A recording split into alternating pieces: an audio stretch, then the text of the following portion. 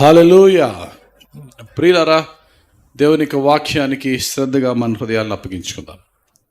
గడిచిన వారంలో ఒక మీటింగ్ మన సంఘంలో పెట్టాం. డిసైపుల్స్ అందరినీ, పరిచర్య చేస్తున్నారు అందరినీ కూడా పిలిచి దేవుని సన్నిధిలో నిలబెట్టి ఒక్కొక్కరిని అడుగుతున్నాను, what is your contribution, what is your contribution? నీవేం చేస్తున్నావు సంఘంలో? ఎవ్రీ సండే లేక ఫ్రైడే లేక సెల్ గ్రూప్స్లోనూ లేక మెన్స్ మీట్లోనూ మీ పరిచర్య ఏంటి, వ్యక్తిగతంగా నీ పరిచర్య ఏంటి అని ఒక్కొక్కరిని అడుగుతున్నాను. ప్రతి ఒక్కరు కూడా ప్రశ్నించుకోవాలి. నేను డిసైపుల్ కాబట్టి ఒక శిష్యునిగా సంఘములో నా పాత్ర ఏంటి అని ఎప్పుడు కూడా ప్రశ్నించుకోవాలి. సంఘము అంటే చర్చ్ అంటే ఇది కాదు. This is church building, this is not church. చాలాసార్లు నా ప్రసంగాలు నేను జ్ఞాపకం చేసుకుంటూ ఉంటాను. Church is not the combination of bricks, it is the combination of souls. సంఘము అనేది ఇటుకలతో కట్టబడింది కాదు, ఆత్మలతో కట్టబడింది. This is not church, we are the church, మనము చర్చ్. ఇప్పుడు ఇందులో ఈ యొక్క ప్లేస్లో, ఈ బిల్డింగ్లో మనం ఇక్కడ ఆరాధన చేస్తున్నాం. మనమే చెట్టు కిందకి వెళ్ళి ఆరాధన చేసామనుకోండి, అది చర్చే. కాబట్టి చర్చ్కి బిల్డింగ్కి సంబంధం లేదు.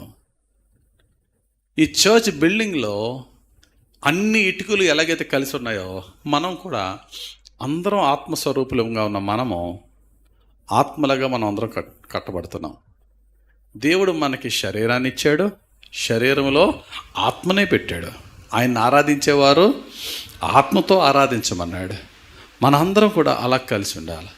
ఒకరోజు నువ్వు ఆదివారం దేవుని గుడికి రాకపోయినా లేక ఆలస్యంగా వచ్చినా నీ లోటు కనబడాలి సంఘంలో. అలా ఉండాలి నీవు సంఘంలో. ఉదాహరణకి ఇక్కడ ఎక్కడన్నా ఒక బ్రిక్ తీసామనుకోండి, గోడలో ఉన్న ఒక ఇటుక తీసామనుకోండి, ఆ తీసిన ఇటుక ప్లేస్లో ఆ ఇక వెలితి కనబడదా? ఎంత విజువల్గా, ఎంత క్లియర్గా కనబడుతుందో, ఎంత క్లిస్టర్ క్లియర్గా. ఒక వారం నువ్వు లేకపోయినా, ఒక వారం నువ్వు ఆలస్యంగా వచ్చినా, నీ కాంట్రిబ్యూషన్ అక్కడ లేనప్పుడు క్లియర్గా కనబడాలి. ఆ విధంగా నువ్వు పరిచర్య చేయాలి. దేవుడు సంఘములో విశ్వాసులను కోరుకోవట్లేదు. దేవుని యొక్క what is the God's great commission? సర్వలోకానికి వెళ్ళండి, సర్వ సృష్టికి సువార్త ప్రకటించండి. ఎవరిని తయారు చేయమన్నాడు? శిష్యులను తయారు చేయమని. విశ్వాసులదు దేవునికి. దయ్యాలు కూడా నమ్ముతున్నాయి, దయ్యం కూడా విశ్వాసే. దయ్యాలు విశ్వాసులే. మనకన్నా బాగా తెలుసు దయ్యాలకి దేవుని గురించి. దయ్యాలొద్దు, విశ్వాసులొద్దు దేవునికి. శిష్యులు కావాలి. అదే ఫస్ట్ సెంచరీ చర్చ్కి 21st సెంచరీ చర్చ్కి డిఫరెన్స్. మొదటి శతాబ్ద సంఘంలో అందరూ శిష్యులే. ఆడి చిన్నోడైనా పెద్దోడైనా, రోగి స్వస్థత పొందిన, దయ్యం నుంచి బయటకు వచ్చి విడుదల పొందిన వాడు శిష్యుడే. కానీ ఈ 21st శతాబ్దంలో 21వ సెంచరీ చర్చ్ ఎలా ఉందంటే, మ్యాక్సిమం అందరూ విశ్వాసులే, చాలా తక్కువ మందే శిష్యులు. మనమందరం అలా ఉండకూడదు. సంఘములో యేసుక్రీస్తు రక్తముతో కడగబడి కొనబడిన సంఘములో బాప్తిసం తీసుకున్న నువ్వు ఒక విశ్వాసిగానే మిగిలిపోవద్దు, ఒక స్పెక్టాక్టర్గా మిగిలిపోవద్దు, ఒక శిష్యునిగా మారాలి, దేవుని పరిచర్యలో ఉండాలి. ఎందుకంటే దేవుని వాక్యం చాలా స్పష్టంగా ఏం చెప్తున్నాడంటే, సంఘము క్రీస్తు యొక్క దేహం అట. సంఘమంతా క్రీస్తు దేహం అయితే అందులో హెడ్షిప్ మాత్రమే ఆయన తీసుకున్నాడు. బాడీ మాత్రమే, ఆ బాడీకి హెడ్ మాత్రమే ఆయన. కతిమ దేహం అంతా ఎవరట? మనమే. We are the body of Christ అంటున్నాడు. We are the body of Christ. Teresa of Avila ఇప్పుడు విన్నారా? మదర్ తెరీసా తెలుసు. మదర్ తెరీసా కంటే ముందే అవిలా అనే ప్రాంతంలో, స్పెయిన్లో ఒక గొప్ప దేవుని సేవకురాలు ఉన్నారు. ఆమె పేరు అవిలా, తెరీసా.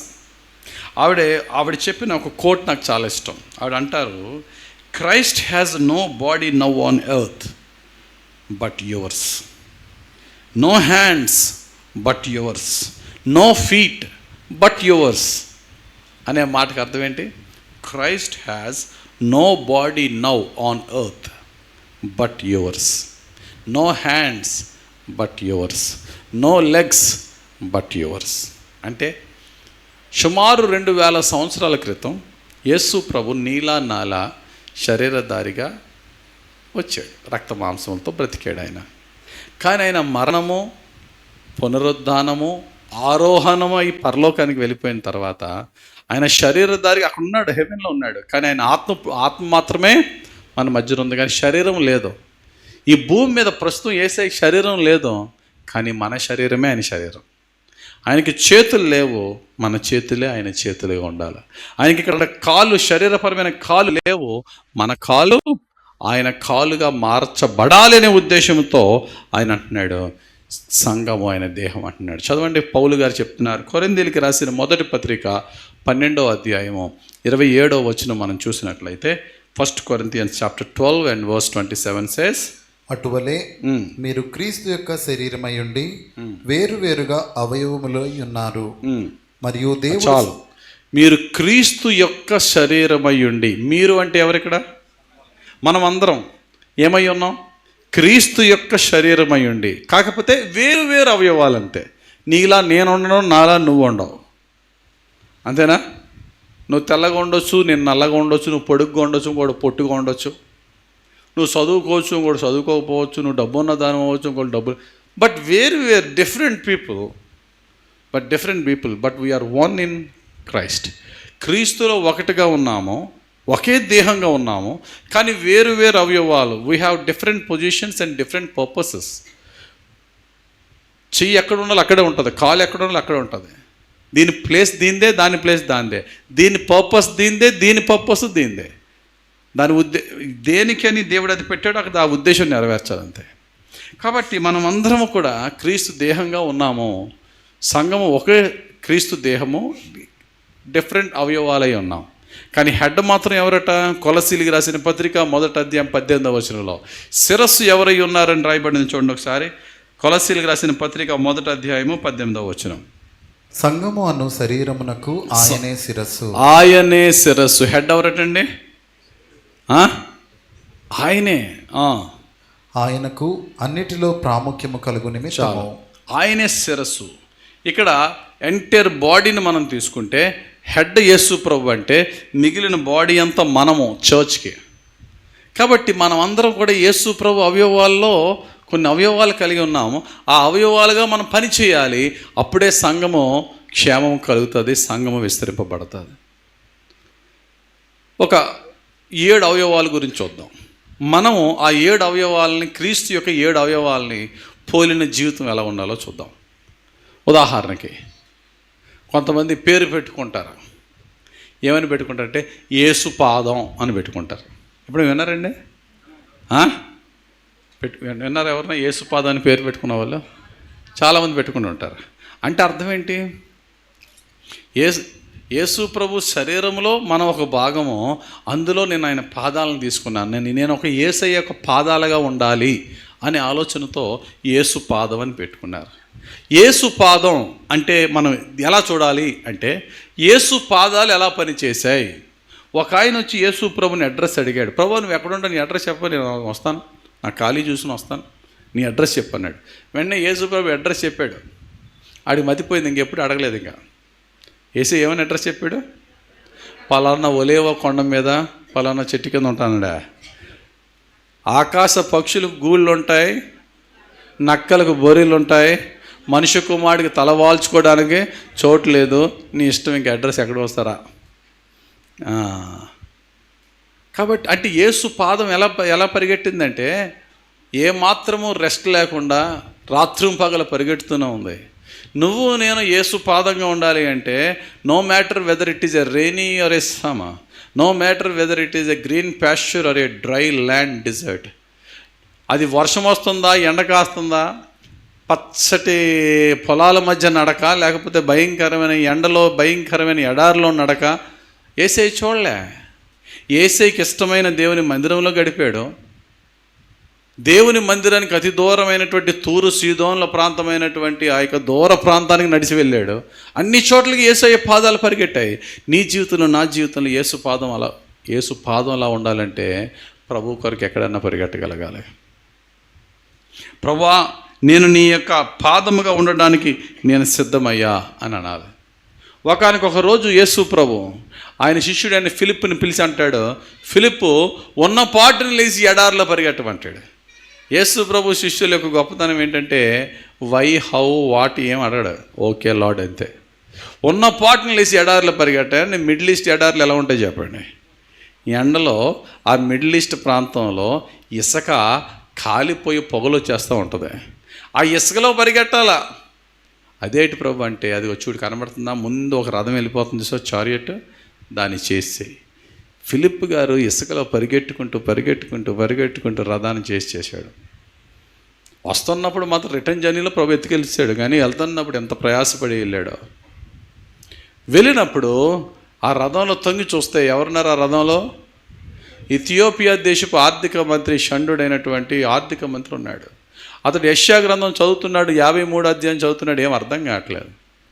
ఎవరయ్యా, ఏం కావాలి మీకు అంటే, నువ్వేం చేస్తున్నావు అంటే, ఈ గ్రంథం చదువుతున్నా అర్థం అవ్వట్లేదు, దాన్ని ఎక్స్ప్లెయిన్ చేయడానికి ప్రభు నన్ను పంపించాడని చెప్పి ఆ యెషయా గ్రంథంలో వతకు తేబడిన గొర్రెపిల్ల వలె తను అప్పగించిన సేవకుడు ఎవరు? Who is the suffering servant of God అని అంటే ఆయన యేసుక్రీస్తు ప్రభు అని బోధించినప్పుడు వెంటనే ఆయన మారు మనసు పొందాడు. యేసు ప్రభుని స్వరక్షకుడు అంగీకరించాడు. అతను అంటాడు, నువ్వు వాక్యం చెప్పు, నేను రక్షణ పొందాను, బాప్తిస్మానికి లేట్ అంటే ఇదిగో నీళ్లు కూడా దేవుడు ఇచ్చాడని చెప్పి అక్కడికక్కడే దేవుడు ఒక ఓయాసిస్ని, నీటి బొగ్గని ఎడారిలో చూపించినప్పుడు ఆ ఎడారిలో ఉన్న నీటి బొగ్గలోనికి భక్తుడైనటువంటి ఫిలిప్పు, ఆ యొక్క ఇథియోపియా దేశపు ఆర్థిక మంత్రి వెళ్ళి ఎడారిలో ఇమ్మర్షన్ బాప్తిజం ఇచ్చి బయటకు వచ్చారు. దీనికి అర్థం ఏంటంటే, నేను అంటాను, యేసు ప్రభు కాళ్ళుగా మనం ఉంటే ఏంటి, యేసు ప్రభు చేతులుగా ఉంటే మనం ఏంటి? If we are the feet of Christ, మనం యేసు ప్రభు యొక్క కాళ్ళుగా ఉంటే we should take the church to the people, and if we are the hands of Christ, we should bring people to the church. మన యేసు ప్రభు పాదాలుగా ఉంటే సంఘాన్ని ప్రజల దగ్గర తీసుకెళ్ళాలి. యేసు ప్రభు చేతులుగా ఉంటే ప్రజల్ని సంఘంలో నడిపించగలగాలి. యేసు ప్రభు పాదాలు సంఘాన్ని ప్రజలు ఎక్కడుంటే అక్కడ తీసుకెళ్ళింది. సంఘాన్ని ఇప్పుడు ఫిలిప్ ఎక్కడ తీసుకెళ్ళాడు? ఎడారికి తీసుకెళ్ళాడు. We are the portable churches of Christ. We are the portable churches of Christ. We are the moving temples of Christ. We are the carriers of the God's presence. మనం యేసు క్రీస్తు యొక్క మందిరమై ఉన్నాం. మన దేహం ఏమై ఉన్నా చెప్పండి? నీ శరీరము దేవుని ఆత్మకు ఆలయం. ఈ ఆలయం కదులుతుంది, ఈ ఆలయం కంటపడుతుంది. ఈ ఆలయం కదులుతుందా?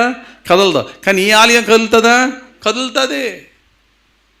ఫిలిప్పు అనే దేవుని ఆలయం ఎక్కడికి పరిగెట్టింది?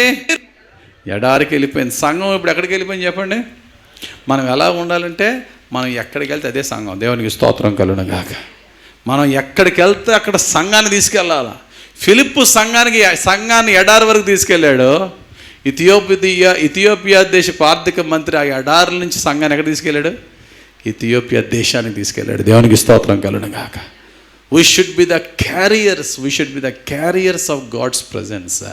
దేవుని యొక్క ఆత్మను కలిగిన దేహము కలిగి దేవుని మందిరాలుగా మారిపోయి ఎక్కడికి వెళ్తే అక్కడికి సంఘాన్ని ప్రజల దగ్గర నడిపించాలి. అప్పుడే మనం యేసు పాదాలు అవుతాం. అందుకనే సువార్త ప్రకటించు వాని పాదాలు ఎలా ఉన్నాయట? బహు సుందరంగా ఉన్న. అదే పాత నిబంధన గ్రంథం కోట్ని భక్తుడైనటువంటి పౌలు గారు రోమిల్కి రాసిన పత్రికలు అంటాడు. రోమిల్కి రాసిన పత్రిక 10వ అధ్యాయం 15వ వచనం మనం చూసినట్లయితే, Romans chapter 10 and verse 15 says, ప్రకటించువారు పంపబడని ఎడల ఎట్లు ప్రకటించుదురు?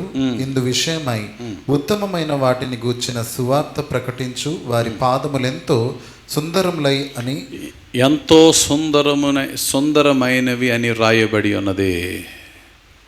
మన పాదాలు సుందరంగా ఎప్పుడు మారుతుందంటే, అది కొండైనా లోయైనా ఎడారైన అడవైనా క్రీస్తు కొరకు పరిగెట్టే పాదాలై ఉండాలి. చర్చి ఎక్కడికే కదలదు, ఇక్కడే ఉంటుంది. కానీ కదిలే సంఘాలు ఎవరు చెప్పండి గట్టిగా? We are the moving temples of Christ. మనమే కదిలే క్రీస్తు సంఘాలం. నీ ఇంటి పక్కన వాడిని చర్చికి రమ్మంటే రాడు. నువ్వు నీ ఇంటి పక్కన వాడికి చర్చిని తీసుకెళ్ళాలా? నీ వీధిలో వాళ్ళు సంఘానికి రమ్మంటే రారు, నీ చుట్టాలు సంఘానికి రమ్మంటే రారు. కానీ నీ చుట్టాలకు నువ్వే ఒక సంఘం అయిపోవాలా, సంఘాన్ని నువ్వే నీ చుట్టాల దగ్గర తీసుకెళ్ళాలా. తీసుకెళ్ళిన కొంతకాలానికి కాళ్ళు వెళ్ళి ఇప్పుడు చేతులకు పని చెప్పు, ఇప్పుడు చేతులకు పని చెప్పు. చేతులు ఏం చేయాలా? యేసు ప్రభు చేతులు ఏం చేసినాయి చెప్పండి?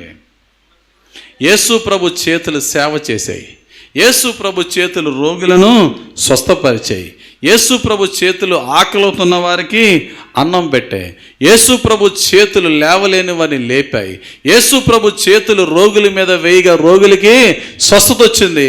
మనం ఆ చేతులుగా మారేమంటే చెప్పండి, ముందు కాళ్ళు వెళ్ళి అక్కడికి నడిపించినప్పుడు, సంఘాన్ని తీసుకెళ్ళినాం, చేతులతో వారికి పరిచర్య చేసినప్పుడు ఆ దేవుని యొక్క ప్రేమ, దేవుని యొక్క శక్తి, దేవుని పరిచర్య రుచి చూసిన వారు మేము నీ సంఘం మీతో పాటు మీ సంఘానికి వస్తామని వారు ఇష్టపూర్వకంగా సంఘానికి వస్తారు. దేవునికి స్తోత్రం కలుగును గాక. ఒక్క యూదుని చెంగు పట్టుకొని ఆయా భాషలో మాట్లాడు అన్యజనులు దేవుడు నీతో ఉన్నాడనే సంగతి మేము తెలుసుకొని ఉన్నాము, మేమును కూడా నీతోనే వస్తామంటారు. దేవునికి స్తోత్రం కలుగును గాక. నీ చేతులు ఏమి చేయగలవు అది చెయ్యి.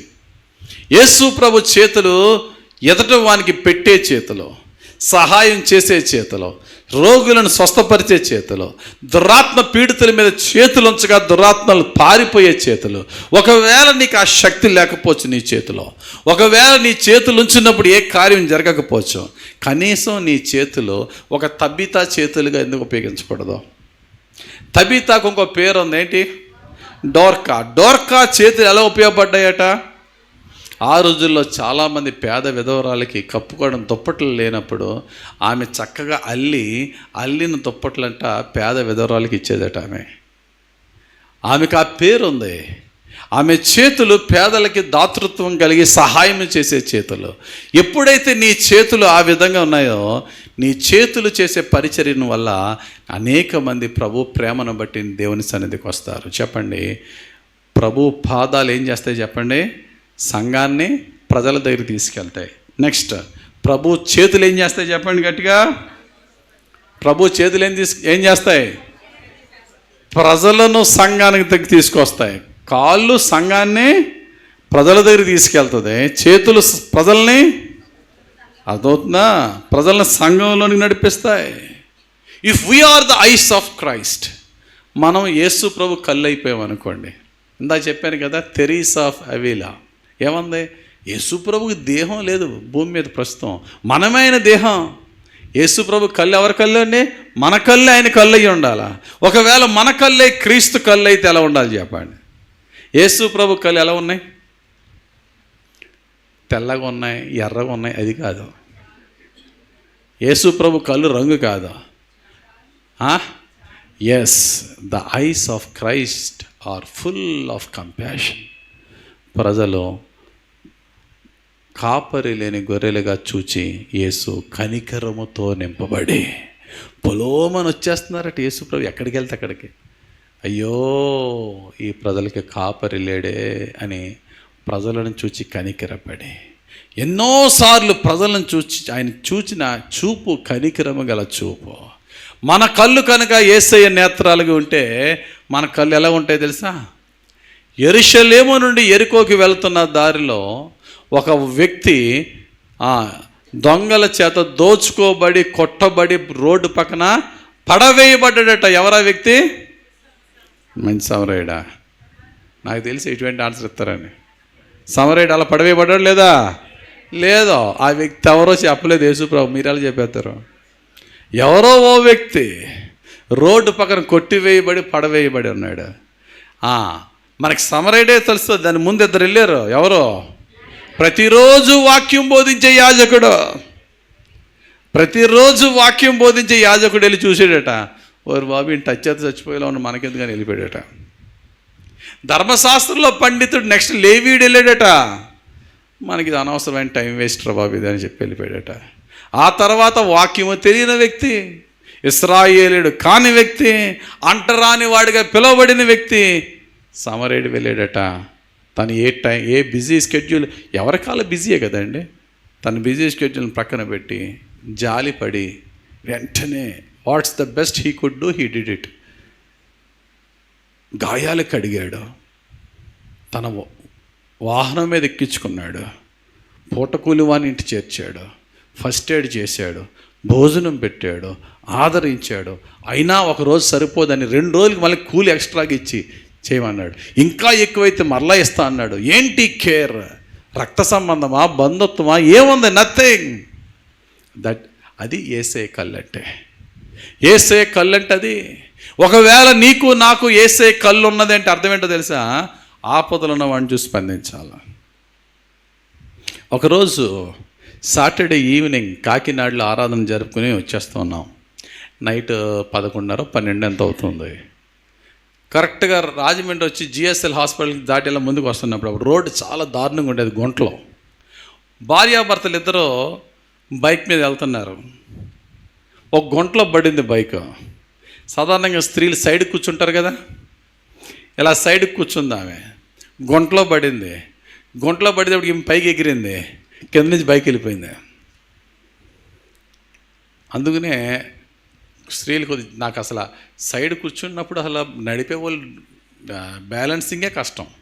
మీరు సైడ్ కూర్చున్న వాళ్ళు చాలా జాగ్రత్తగా పట్టుకోవాలని చెప్పి మరీ మీద పడిపోకూడదు. కొంతమంది మరీ విపరీతంగా పట్టుకుంటారు. జాగ్రత్తగా పట్టుకోవాలి. ఆవిడ పాపం పట్టుకోలేదు, గోతులో పడింది. ఇలా పడి ఇలా లేచింది. మా వెనకాల కారులో వస్తున్నాం, బైక్ వెళ్ళిపోయింది, కింద పడిపోయింది ఆవిడ. కొంచెం ఉంటే ఇంకొంచెం మేము దగ్గర ఆమె మీదకి ఎక్కేద్దాం కారు. వెంటనే వెంటనే మేము పక్కకి వెళ్ళి వెంటనే ఆమెను తీసుకుని డైరెక్ట్ అలా మోసుకెళ్ళిపోయాం కారులో జిఎస్ఎల్కి. అది అయిపోయింది. లోపలంతా ఫస్ట్ ఎయిడ్ చేశారు, బాగానే ఉంది. ఇరిగినట్టు ఉంది కాలు అనుకోండి, నాకు తెలియదు. ఏదో మొత్తానికి అయిపోయింది. చాలా రోజుల తర్వాత ఎక్కడో మనం మీటింగ్ పెడితే డిఎంహెచ్ స్కూల్లోనే ఎక్కడో సంహిత కాలేజీలో ఆవిడొచ్చి, పాస్టర్ గారండి చాలా కాలం క్రితం మీరే కదండి మమ్మల్ని హాస్పిటల్ జాయిన్ చేశారు అంది. మీరెవరమ్మా అన్నాను. నాకు తెలియదమ్మా మీరెవరు అన్నాను. జిఎస్ఎల్ మెడికల్ కాలేజ్ దగ్గర అర్ధరాత్రి కాడ పడిపోయినాను, మీరే కదా.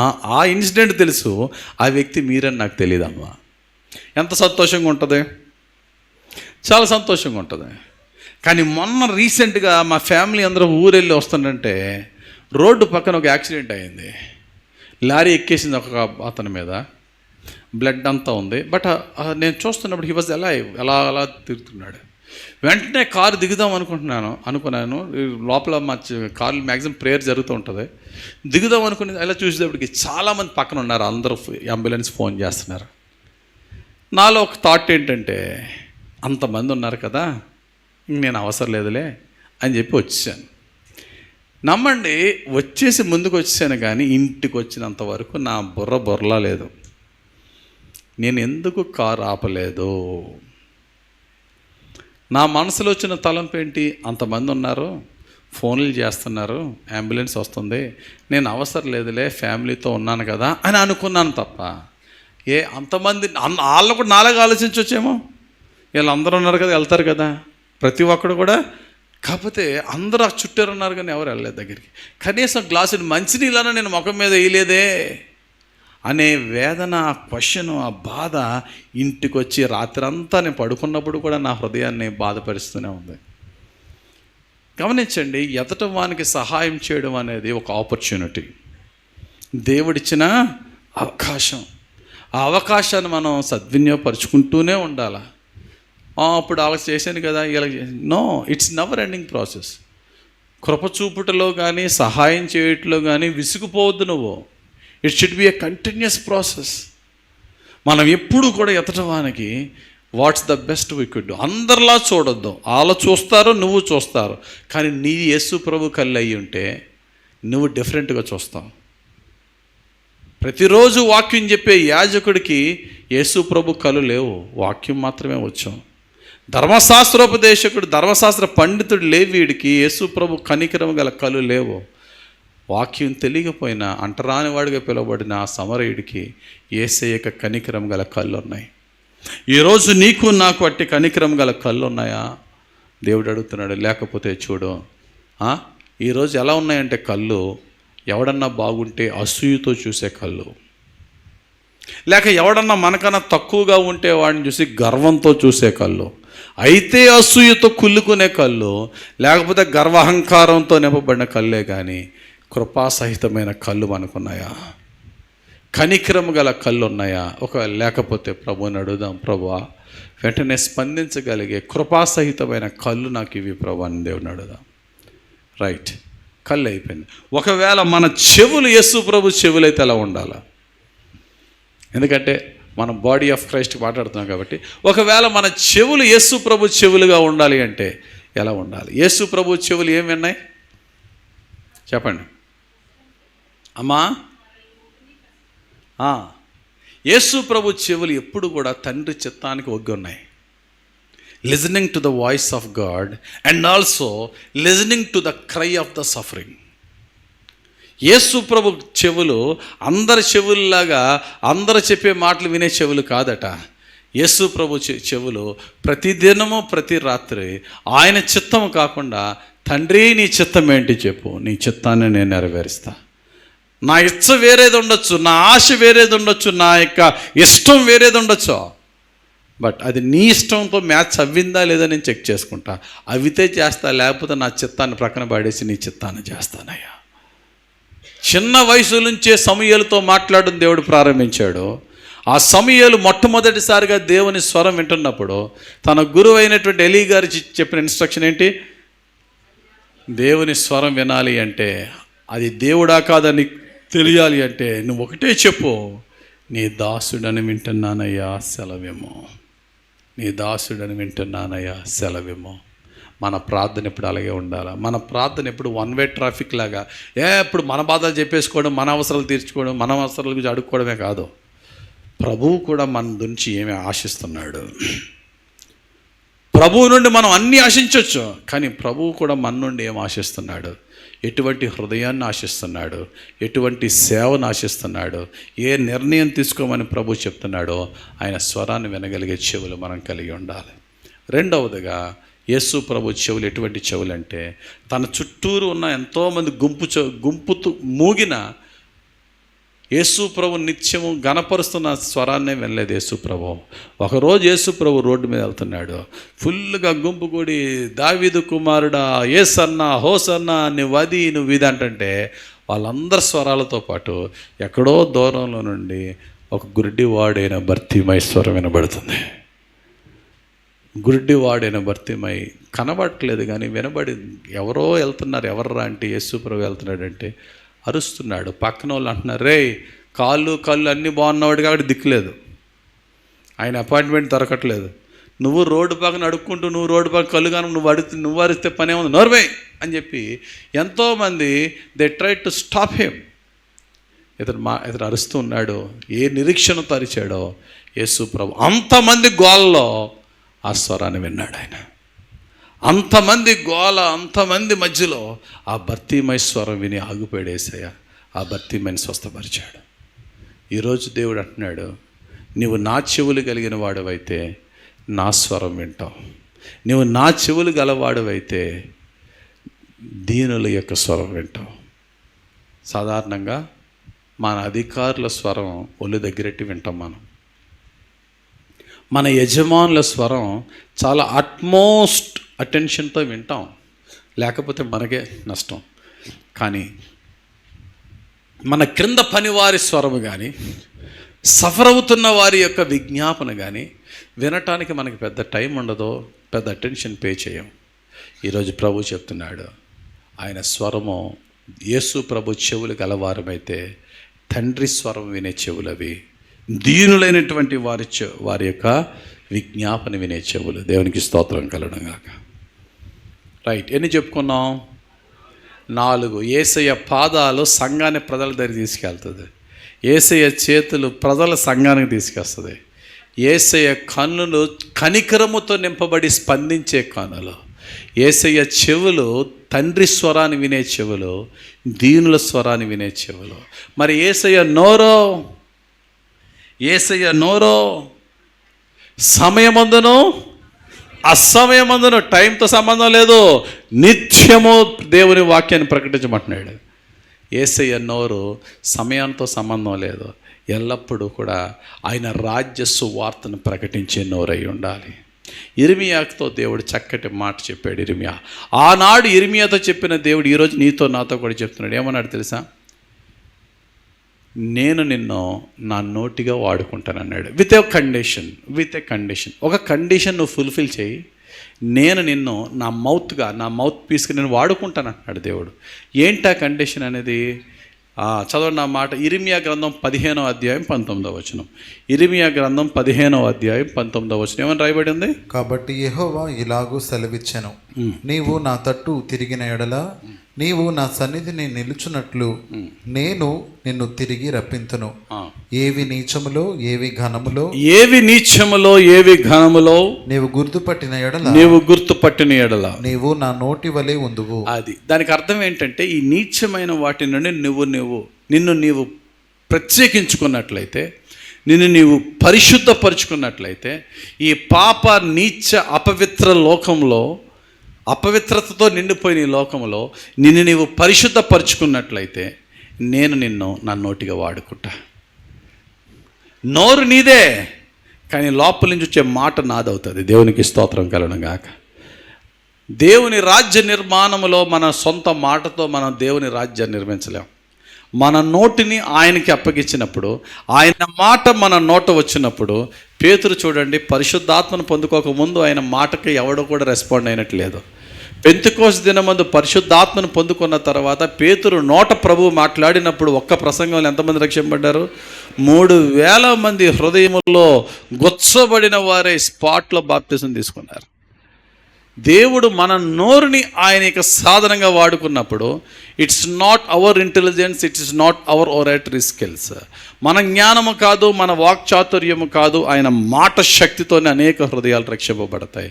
మనం దేవుని నోరై ఉండాలి. ఎప్పుడు నోరై అవుతాం చెప్పండి? నీచమైన జీవితంలో నుండి మనం ప్రత్యేకింపబడి పరిశుద్ధమైన జీవితంలోనికి మార్చబడిన తర్వాత ఆయన మాట మన నోటను పంపుతాడు. దేవునికి స్తోత్రం కలుగునుగాక. ఎన్నైనాయి? 5 అయినాయి. ఒకవేళ మనమే యేసే ముక్కై ఉన్నాము అనుకోండి, if you are the nose of Christ, ముక్క ఏం చేస్తుందమ్మా? వాసన చూస్తుంది. ముక్క ఏం చేస్తుంది? వాసన చూస్తుంది. భక్తుడైన పౌలు గారు అంటారు, మేము రక్షింపబడిన వారి ఎదుటను నశించు వారి యొద్దను క్రీస్తు సువాసన ఉన్నాము. మనం అందరం డియోడ్రెంట్లు కొట్టుకుంటాం, పర్ఫ్యూమ్స్ కొట్టుకుంటాం, సెంట్లో రాసుకుంటాం. ఎందుకంటే చెమట వాసన రాకుండా పక్కన వాళ్ళకి సువాసన రావాలి, అంతేనా? అదొక్కటే కారణం. కానీ ఈ వాసన కంటే శ్రేష్టమైన వాసన the fragrance of lord Jesus Christ, క్రీస్తు సువాసన. చదవండి ఆ మాట, ఎంత మంచి మాట. కొరింథీయులకు రాసిన 2వ పత్రిక 2వ అధ్యాయం 15వ వచనం. 2 Corinthians chapter 2 and verse 15 says, రక్షింపబడు వారి పట్లను నశించు వారి పట్లను మేము దేవునికి క్రీస్తు సువాసనయై ఉన్నాము. దేవునికి క్రీస్తు యొక్క సువాసన. క్రీస్తు ఎటువంటి సువాసన వస్తాడో దేవునికి అట్టి సువాసనట. ఏ సువాసన అయి ఉంటుంది? అది ఏ సువాసన అయి ఉంటుంది? దాని ఆర్డర్ ఏమై ఉంటుంది? మొత్తం భూమి మీద జలప్రలయాన్ని పంపి భూమి మీద ఉన్న మనుషులందరినీ చంపేసిన తర్వాత దేవుడు ఒకే ఒక కుటుంబాన్ని రక్షించాడు. ఎవరా కుటుంబం? నోవాహు కుటుంబం. సుమారు జలప్రలయం అయిపోయిన తర్వాత 120 రోజుల తర్వాత వాటర్ అంతా మొత్తం భూమి డ్రై అయిపోయింది, వాటర్ ఇంకిపోయింది మొత్తం అంతా. అప్పుడు నోవాహు కుటుంబం బయటకు వచ్చిన వెంటనే దేవునికి ఒక చక్కటి దహన బలి అర్పించారట. బైబిల్లో ఒక మాట ఉంటుంది, దేవుడు ఆ దహన బలి యొక్క సువాసనను ఆఘ్రానించనే మాట ఆదికాండము 8వ అధ్యాయము 21వ వచనంలో ఉంటుంది. అప్పుడు యెహోవా ఇంపైన సువాసన ఆఘ్రానించి అనే మాట ఉంటుంది. భూమి మీద దయ చూపాడట.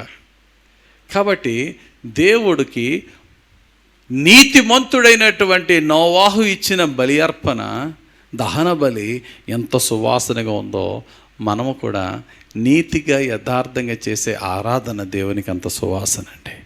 Let us worship the Lord in the beauty of his holiness. In the beauty of his holiness. It's not the worship you do. నువ్వు ఏదైతే నువ్వు చేస్తున్నావో, పాటలు పాడుతున్నావు, వాయిద్యాలు వాయిస్తున్నావు, అది మాత్రమే కాదట. దానికి కావాల్సింది, దేవునికి కావాల్సింది పరిశుద్ధత.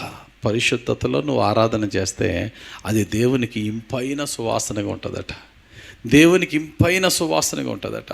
మనం ఎక్కడికి వెళ్ళినా క్రీస్తు యేసు యొక్క సువాసనను వెదజల్లే, సువార్త సువాసనను వెదజల్లే పరిశుద్ధత, పవిత్రత, రక్షణ సువార్త అనే వాసన ఎప్పుడు మన నుండి వస్తూ ఉండాలి. దేవునికి స్తోత్రం కలుగును గాక. ఎన్నైనాయి? 6. అండ్ 7వదిగా మనం చూసినట్లయితే we should have the heart of Christ. క్రీస్తు యొక్క హృదయం మనలో ఉండాలి. క్రీస్తు హృదయంలో ముఖ్యంగా ఏముంటుంది చెప్పండి? క్రీస్తు యొక్క హృదయంలో ముఖ్యంగా ఉండేది ఏంటి? దేవుని హృదయం ఎప్పుడు కూడా కనికరముతోనూ క్షమాపణతోనూ, ఆయన హృదయం ఎప్పుడూ కూడా కనికర క్షమాపణలతో కూడిన హృదయం. ఆయన సిలువ మీద మరణిస్తూ మొట్టమొదటి మాట ఏం మాట్లాడాడు? తండ్రి, వీరిని క్షమించేయి. అటువంటి క్రీస్తు హృదయం మనలోనూ కూడా ఉన్నదనుకోండి, మన హృదయంలో ఏముంటుంది చెప్పండి? The heart of forgiving people. ఏమండి, యేసు హృదయం కలిగి క్రీస్తు కొరకు మొట్టమొదట హతసాక్షి అయిన వ్యక్తి ఎవరు? యేసు ప్రభు కొరకు మొట్టమొదటిగా ప్రాణాలు ఇచ్చేసిన వ్యక్తి ఎవరు? యాకోబా. యాకోబు 12వ అధ్యాయం. యేసు ప్రభు శిష్యుడైన యాకోబు అపోస్తుల కాలం 12వ అధ్యాయం హతసాక్షి అయ్యాడు. అపోస్తుల కాలం 7వ అధ్యాయంలో హతసాక్షి అయిపోయిన శిష్యుడు ఎవరో? స్టెఫను. అపోస్తులుడు కాకపోయినా మొట్టమొదటి దేవుని కొరకు హతసాక్షి స్టెఫను. అతడు చనిపోతూ రాళ్లతో కొట్టబడుతున్నప్పుడు చచ్చిపోయే ముందు పలికిన మాట ఏంటి? యేసు ప్రభువా, వీరిని క్షమించు. Heart of forgiveness. If you really have the Christ heart in us, క్రీస్తు హృదయం మనలో ఉంటే ఆ వ్యక్తి ఎటువంటి వాడు, ఎటువంటి హాని చేసినా క్షమించే హృదయం మనకు వస్తుంది. దేవుణ్ణి అడగాల, ప్రభువా క్షమిద్దాం అనుకుంటున్నాను కానీ క్షమించలేకపోతున్నాను అంటే అర్థం ఏంటంటే, ఇంకా నా హృదయం ఉంది, నీ హృదయం నాలో ఫామ్ అవ్వలేదు. నీ హృదయం నాకు ఇవి ప్రభువా, నీ హృదయం నాకు ఇస్తేనే నేను క్షమించగలను ఆ వ్యక్తిని. నా హృదయంతో అయితే నేను క్షమించలేకపోతున్నాను ప్రభువా. Give me your heart to forgive that person. ఎందుకంటే ఎదటి వాడిని క్షమించడం అనేది చాలా ఇంపార్టెంట్. మన క్షమాపణ దాని మీద ఆధారపడి ఉంటుంది. పరలోక ప్రార్థనలో, మా ఎడల అపరాధములను చేసిన వారిని మేము క్షమించే ప్రకారం మా అపరాధములను క్షమించు దేవా. కాబట్టి క్రీస్తు హృదయం ఏంటంటే ఎప్పుడు కూడా ఎదటి వారిని క్షమించే హృదయం, దీనస్థితిలో ఉన్న వారి పట్ల దయ చూపే హృదయం, ఆకలితో ఉన్న వారి ఆహారం పెట్టే హృదయం. యేసయ్య ఎక్కువగా విస్తారంగా వాక్యం బోధించేసిన తర్వాత యేసయ్య వారి హృదయాలు నింపిన వెంటనే వారి కడుపులు కూడా నింపడానికి ట్రై చేసేవాడు ఆయన. ఈ ప్రజలు ఉదయం నుంచి నా దగ్గర వాక్యం వింటూనే ఉన్నారయ్యా, ఇలాగే పంపేస్తే దేవుని వాక్యంతో నింపబడ్డారు. What about their hungry bowls? ఆకలితో ఉన్న వారి కడుపు పరిస్థితి ఏంటని చెప్పి వారికి ఆహారం పెట్టి పంపేవాడు. మనం కూడా యేసయ్య హృదయం కలిగి ఉంటే ఆకలితో ఉన్న వారిని చూసి వెంటనే స్పందించేస్తాం. మనకున్న దాంట్లో ఎంతో కొంత పెట్టాలి. అయ్యో ఆకలితో ఉన్నాడా, అయ్యో ఆకలితో ఉన్నాడా. ఆకలితో ఉన్న వారిని చూసి కనికరం చూపుతాము, మనం బాధపరిచిన వారిని క్షమిస్తాము. That is the heart of Christ. ఇవి యేసు ప్రభు అవయవాలు కలిగిన వారు. ఇప్పుడు నేను సంఘములోకి వస్తున్న మనము ఏ విధంగా యేసు ప్రభు యొక్క దేహానికి కనెక్ట్ అయ్యి ఉన్నామో, ఏ విధంగా పరిచర్య చేస్తున్నాం అని ఒకసారి ప్రశ్నించుకుందాం. ఒకవేళ యేసు ప్రభు అవయవాలు అయితే 7 అవయవాలను నేను వివరించాను. అటువంటి జీవితం మనలో కూడా ఉండాలని. మొన్న మీటింగ్లో, మన డిసైపుల్స్ మీటింగ్లో నేను ఒక్కొక్కరి దగ్గరికి వెళ్ళి అడిగాను, మైక్ పట్టుకుని అడిగాను, what is your ministry, your ministry, your ministry అని. ఇంచుమించు 84 మంది పరిచారకులు అందరం కూర్చున్నప్పుడు, వాట్ ఈజ్ యువర్ రోల్? వస్తున్నానండి, అన్నీ చూసుకుంటున్నానండి అనే వాళ్ళని అంటున్నాను. అన్నీ చూసుకోవడం మినిస్ట్రీ కాదు. పర్టికులర్గా ఏం చేస్తున్నావు, నువ్వు చేయకపోతే అక్కడికి వెళితే అనేది కనబడాలి సంఘంలో. అటువంటి పరిచర్య ఏం చేస్తున్నావు అని నేను అడిగాను. నేను అంటాను, పర్టికులర్గా ఇతను డిసైపుల్, ఇతడు శిష్యుడు, ఈమె శిష్యురాలని పిలువబడితేనే కాదు, క్రీస్తు రక్తములో కడగబడిన ప్రతి వ్యక్తి శిష్యుడు శిష్యురాలు అవ్వాలి, కానీ విశ్వాసిగా మిగిలిపోకూడదు. నేను అదే ప్రశ్న ఈరోజు మిమ్మల్ని అడుగుతున్నా. అమ్మా, నువ్వు దేవుని బిడ్డగా, దేవుని శిష్యుడిగా, శిష్యురాలుగా ఉన్నావు, నువ్వేం చేస్తున్నావు? సంఘంలో నీ రోల్ ఏంటని ఈరోజు నిన్ను నా ప్లేస్లో నేను అడిగితే మీకు ఎటకారంగా ఉండొచ్చు. యేసు ప్రభువే డైరెక్ట్గా నిన్ను అడుగుతున్నాడు అనుకోండి, what is your role in the church? Every Sunday వస్తున్నావు, వెళ్తున్నావు, అంతేనా? ఇంకంతకన్నా ఏమన్నా సంఘంలో అంటే ఇంకేం చేయాలండి అని మళ్ళీ తిరిగి నన్ను అడుగుతావు. ఇంకేం చేయాలని తిరిగి ఇప్పుడు నన్ను అడుగుతావు. నేను అంటాను, చర్చికి వచ్చి ఆరాధనలో గడుపుతున్నానండి. ఆరాధన నువ్వు ఎలా గడపాలి తెలుసా? ఎవరైనా ఆరాధన చేసేటప్పుడు ఎలాగ ఆరాధన చేయాలంటే, ఆరాధన కంటే ముందు నువ్వు ఎలా థింక్ చేయాలంటే, నేను వెళ్ళకపోతే, ఈరోజు ఆరాధనలో నేను వెళ్ళకపోతే అక్కడ దేవుని సన్నిధిని ఎవరు ఆహ్వానిస్తారు? నేనే కదా. చర్చిలో దేవుని సన్నిధితో నింపబడాలంటే నేను హృదయం కుమ్మరిస్తేనే కదా దేవుని మందిరములో దేవుని సన్నిధి నింపబడుతుంది అని ఆలోచన కలిగి ఉండాలి నువ్వు. పైన అక్కడ పాస్టర్ గారు కొయ్యరోళ్ళు ఆరాధన చేసేస్తారు, మనకు ఎందుకు కూర్చుని చప్పట్లు కొట్టడమే. నో, ఇక్కడ వేదిక మీద ఉన్నవారు ఆరాధన పాటలే పాడినా, నువ్వు ఏదో ఓ మూలన ఏదో లాస్ట్ రోలోనో కూర్చొని నీ హృదయాన్ని కొమ్మరించి ఆరాధన చేస్తూ ఉంటే నీ వల్ల దేవుని మందిరంలో ఆయన సన్నిధి నింపబడుతుంది. It is you who can bring the presence of God in the God sanctuary. నువ్వు అలా ఫీల్ అయ్యి ఆరాధన చేయాలా. పాస్టర్ గారు కాదు, పాస్టర్ అమ్మ కాదు, పాటలు పాడేవారు కాదు, మ్యూజిషియన్స్ కాదు, నేను ఒక చోట మోకరించి కన్నీరుతో నా ప్రభు సన్నిధిలో ఆత్మతో సత్యముతో నా హృదయాన్ని కుమ్మరించినప్పుడు ఖచ్చితముగా దేవుని సన్నిధి, దేవుని మందిరం నింపుతుంది. అటువంటిది నేనే దేవుని మందిరానికి వెళ్ళకపోతే ఆ పాత్ర ఎవరు బాగా చేయగలరు నాకు తెలియదు, ఎవరు బాగా చేస్తారో లేదో, కానీ నేను మాత్రం అది మిస్ అవ్వకూడదు. అలా చేయాలి. అంతేగాని అందరిలో మనం ఆరాధిస్తాం. No, that's not the way how to worship. నీ వల్ల సంఘంలో డిఫరెన్స్ రావాలి, హోలీ చేంజ్ రావాలి, హోలీ అట్మాస్ఫియర్ చేంజ్ అయిపోవాలి నీ వల్ల, నీ ఒక్కరి దాని వల్ల. నువ్వు ఎవరికి తెలియకపోవచ్చు, కానీ నీ ఒక్కరి దాని వల్ల సంఘం ఉజ్జీవింపబడుతుంది అనే సత్యాన్ని నువ్వు తెలుసుకో. నువ్వు ఎప్పుడైతే నువ్వు ఆరాధన చేస్తావో 7 మినిస్ట్రీస్ గుర్తుపెట్టుకో. 1 వర్షిప్. ఏం చేయాలంటే నేను చెప్తున్నాను, చెయ్యి, ఇంటి లోపలికి వచ్చి ఆరాధన చెయ్యి. ఎలా చేయాలి తెలుసా? నిన్ను ఎవరు చూస్తున్నారు కూడా పట్టించుకోకుండా చెయ్యి. ఏమండి, బేతనీయ ప్రాంతానికి చెందిన మరియా ఎలా చేసింది ఆరాధన? బేతనీయ ప్రాంతానికి చెందిన మరియా, మార్తల సహోదరి ఉంది కదా, లాజరు సహోదరి అయినా మరియా ఎలాగ ఆరాధన చేసింది? ఆయన పాదాల మీద అత్తర పోసింది. అత్తర పోసిందంటే 10 రూపాయల అత్తర కాదు, 100 రూపాయల అత్తర కాదు, 1000 రూపాయల అత్తర కాదు, 3000 రూపాయల అత్తర కాదు, 3 లక్షల రూపాయల అత్తర. ఎంత ఊహిస్తారా? 3 లక్షలు అనేది దాని కాస్ట్. ఎక్కడుందండి బైబిల్లో 3 లక్షలని అని అంటారేమో మీరు. బైబిల్లో క్లియర్గా దాని యొక్క వెల ఎంత ఉండొచ్చు? 300 దేనారాలు అన్నారు. Let us calculate. 300 దేనారాలు. ఆ రోజుల్లో రోజు కూలి ఎంతో తెలుసా? అది ద్రాక్ష తోటలో పనికి ఉదయం, సాయంకాలం, మధ్యాహ్నం కూలికి పెట్టుకున్నప్పుడు యజమానుడు ఎంత ఇస్తాడు? రోజుకి దేనారం కూలి రోజుకి దేనారం అంటే 300 దేనారాలంటే ఎన్ని కూలీలు చెప్పండి? 300 కూలీలు. 300 కూలీలు అంటే ఎంతకాలం చెప్పండి? సంవత్సరము. ఎందుకు సంవత్సరం అంటున్నాను తెలుసా? సంవత్సరంలో ఎన్ని రోజులు ఉంటాయి? 365 రోజులు. ప్రాణం పోయినా సబ్బాత్ రోజున కూలికి వెళ్ళరాళ్ళు. ఎన్ని సబ్బాతులు తీసేయాలా? శనివారాలు 52 తీసేయండి.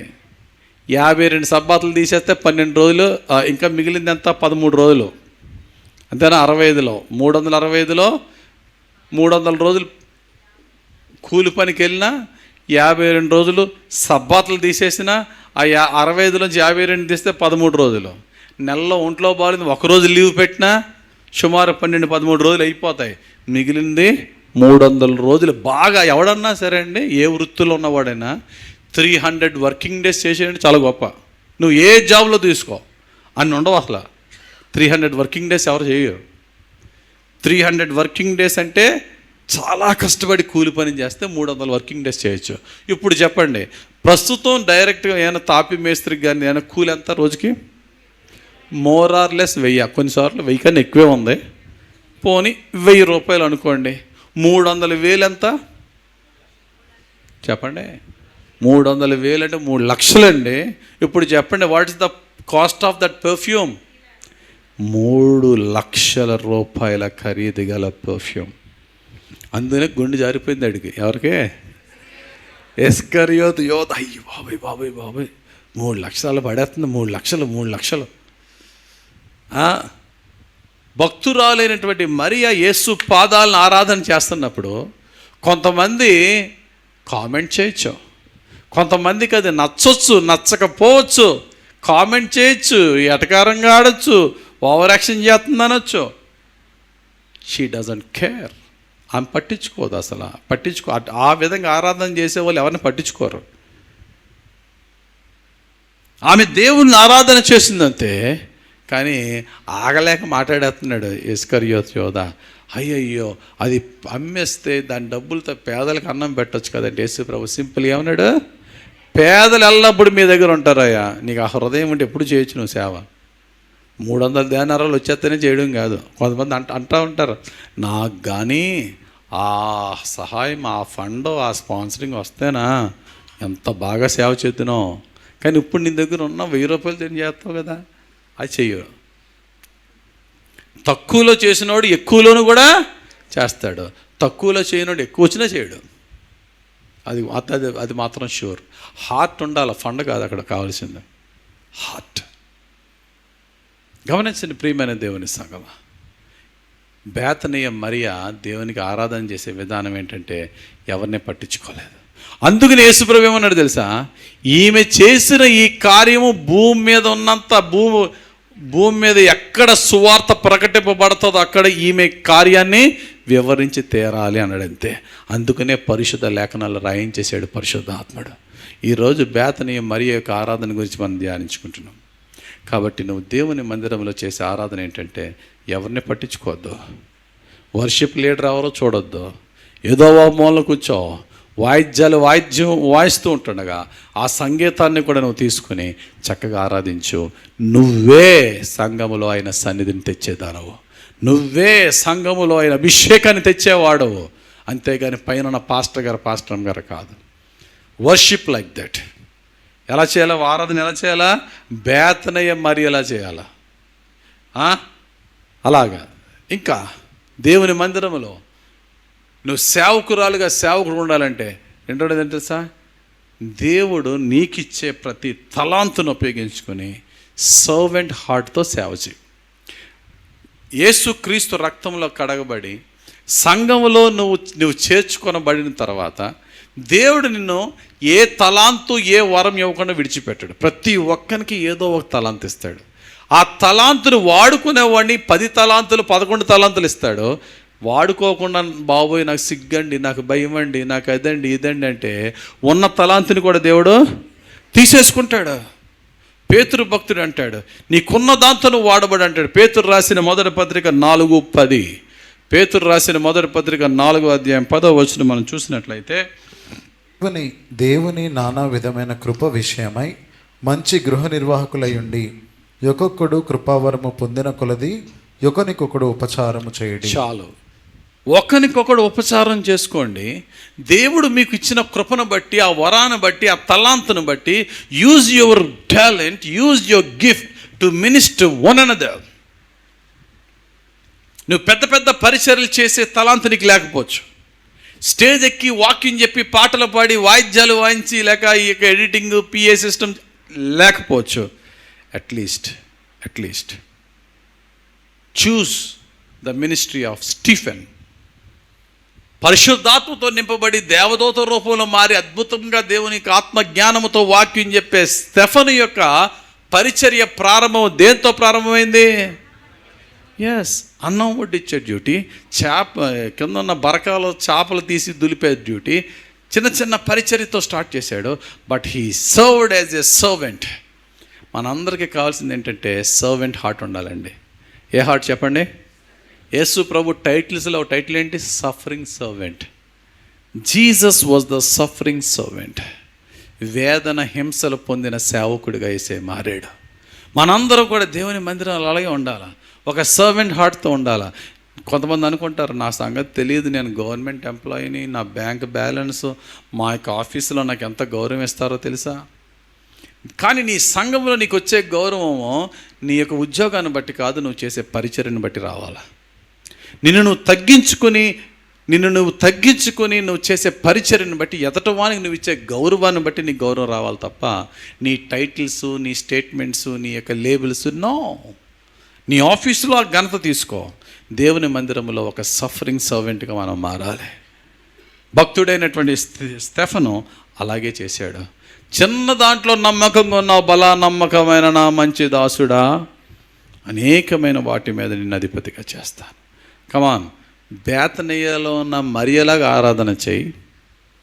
తను తాను తగ్గించుకున్న స్టెఫనులాగా నువ్వు పరిచర్య చేయి. మూడవదిగా సంఘంలో ఎవరు కావాలో తెలుసా?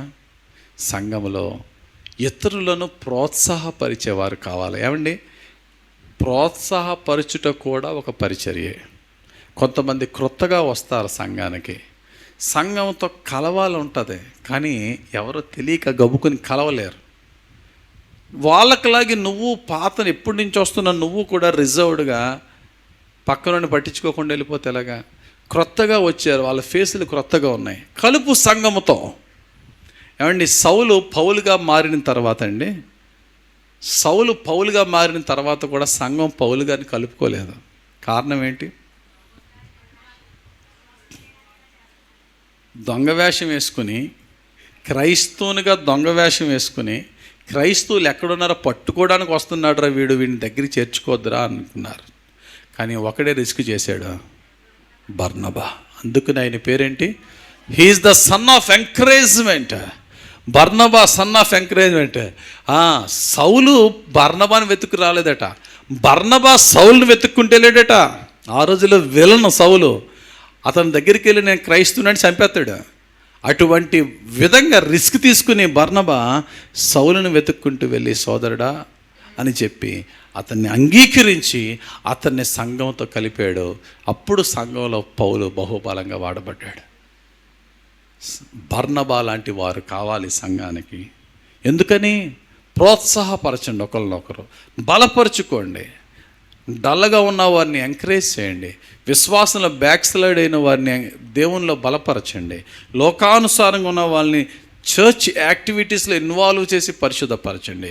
అందుకనే మీరు సంఘముగా కూడుట, చదవండి అన్నమాట, మానొద్దు అంటున్నాడు. హెబ్రీలకు రాసిన పత్రిక 10వ అధ్యాయం 24-25 వచనాలు చూస్తే, హెబ్రీలకు రాసిన పత్రిక 10వ అధ్యాయము 24-25 వచనాలు ఏముందమ్మా?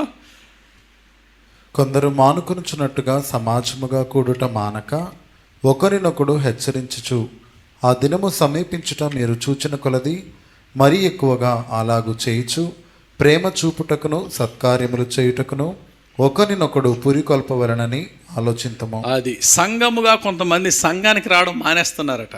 ఇప్పుడులాగే మనోళ్ళు ఈ మధ్యకాలంలో ఆన్లైన్కి బాగా అలవాటు పడిపోయారు. ఎందుకండి ఆన్లైన్కి అలవాటు పడిపోయారు అంటే, బయట చాలా వేడిగా ఉందండి బాబు, ఇంట్లో అయితే ఏసీ వేసుకుని చక్కగా వింటాం. ఎస్, నీకు చర్చ్ రాకుండా ఆన్లైన్లో నువ్వు వాక్యాన్ని రిసీవ్ చేసుకోగలవు, కానీ సహవాసాన్ని పొందుకోగలవు? వీళ్ళందరూ తెలివి తక్కువ వాళ్ళు అంత దూరం నుంచి రావడానికి. ఆన్లైన్లో వర్డ్ వస్తుంది కానీ సహవాసం వస్తుందా? ఒకవేళ నిజంగా బెడ్ దిగలేని స్థితిలో ఉంటే, ఒకవేళ నిజముగా వేరే చాలా దూర ఊర్లో ఉంటే, నీ దగ్గర ఏ సంఘాలు లేనప్పుడు ఆన్లైన్ నువ్వు ఫాలో అవుతున్నావంటే ఒక ఎక్స్క్యూజ్ ఉంటుంది. లేదండి మీ ప్రసంగం మేము ఆన్లైన్లో వింటున్నామని వాళ్ళకు కూడా నేను చెప్పేది ఏంటో తెలుసా? నా ప్రసంగం వింటున్నారు కాబట్టి చర్చికి వెళ్ళొద్దని నేను ఎప్పుడు అన్నాం. Go to your church. చిన్నది మా చర్చిలో బోరింగ్ అండి, పాస్టర్ గారు వాక్యం అసలు ఎక్కదండి. కరెక్ట్, కానీ అక్కడ ఏముంది? సహవాసం ఉంది. ఆన్లైన్లో ఈ వాక్యంతో బలపడు, అక్కడికి వెళ్ళి ఫిజికల్గా ఆ చర్చిలో సహవాసం చేసి వారిని బలపరచు. అంతేగాని అక్కడికి వెళ్ళడం, కూర్చోవడం, ఫ్యాన్ గాలి వేయదండి, ఏసీ ఉండదండి అక్కడ. దేనికి వెళ్తున్నావు నువ్వు చర్చికి? ప్రియమైన దేవుని సంగమా, సహవాసం చాలా ఇంపార్టెంట్. ఆ సహవాసంలో ఏం చేయాలట? నువ్వు బలము దేవుని వాక్యం ఆన్లైన్ ద్వారానో, నీ వాక్య ధ్యానం ద్వారానో, నీ ప్రార్థనలోనో నువ్వు బలపడిన దానమైన నీవు ఇంకొకరిని అక్కడికి వెళ్ళి నువ్వేం చేయాలా? Encourage them. వారిని పురుకొలుపు, వారిని బలపరచు, వారిని ప్రోత్సహించు. That is the ministry in the church. 3 రకాల పరిచర్యల గురించి చెప్పాను. ఏంటి? ఒకటి, ఎలాగ ఆరాధన చేయాలా? బేతనీయులున్న మేరీలాగా ఆరాధన చేయాలి, మరి ఎలాగా. రెండోది ఏంటి? ఎలా సేవ చేయాలో దేవుని మందిరంలో నీ టైటిల్స్, నీ యొక్క గొప్పతనం పక్కన పెట్టి స్టెఫనులాగా అతి చిన్న పరిచర్యని ఇష్టంగా చేయడానికి నువ్వు ట్రై చేయాలా. మూడోది ఏంటి? ప్రోత్సాహపరిచే పరిచర్య. దేవుని మందిరంలో ఎలా పరిచర్య చేయాలి, ఎలా ప్రోత్సహించాలా? ఒక బర్నబాలాగా క్రొత్తగా వస్తున్న వారిని ప్రేమతో ప్రోత్సహించాలి. 4వ పరిచర్య ఏంటంటే, it's a silent ministry but a very powerful ministry. 4వ రకం పరిచర్య అందరూ చేయగలిగిన పరిచర్య. 70 సంవత్సరాలండి, నాకు 80 సంవత్సరాలండి, బ్రహ్మాండంగా చేయండి. ఏంటి చెప్పండి ఆ పరిచర్య? ద మినిస్ట్రీ ఆఫ్ ప్రేయర్, ప్రార్థనా పరిచర్య. ఎలా ప్రార్థన చేయాలని మేము చేసుకుంటామని అందరూ చేస్తారని అంటే, బాబు నువ్వు చేసుకుంటావు, నీ గురించి చేసుకుంటావు, అమ్మా నీ కుటుంబం గురించి చేసుకుంటావు, కానీ ప్రార్థనా పరిచర్య నీ కోసం, నీ కుటుంబం కొరకు చేసేది ప్రార్థనా పరిచర్య కాదు. దేని కొరకు చేసేది? సంఘము కొరకు చేయి. సంఘం అంటే only Jesus prayer house fellowship సంఘం కాదు, సార్వత్రిక సంఘం గురించి. ఎక్కడ సంఘం హింసింపబడుతుందో అక్కడ, ఎక్కడ సేవకులు క్లిష్టమైన చోట సేవ చేస్తారో అక్కడ. నార్త్ ఇండియాలో కొన్ని చోట్ల, ఛత్తీస్గఢ్లో మన సంఘం సహాయం చేస్తున్న కొంతమంది పరిచారకులు అక్కడ పరిచర్య చేస్తున్నారు. వారు రాత్రులు సంఘంగా కొడుతున్నారట, ఉదయం మాటలు కూడలేకపోతున్నారట. ఎంత భయంకరమైన సిచ్యువేషన్స్లో సంఘం ఉంది.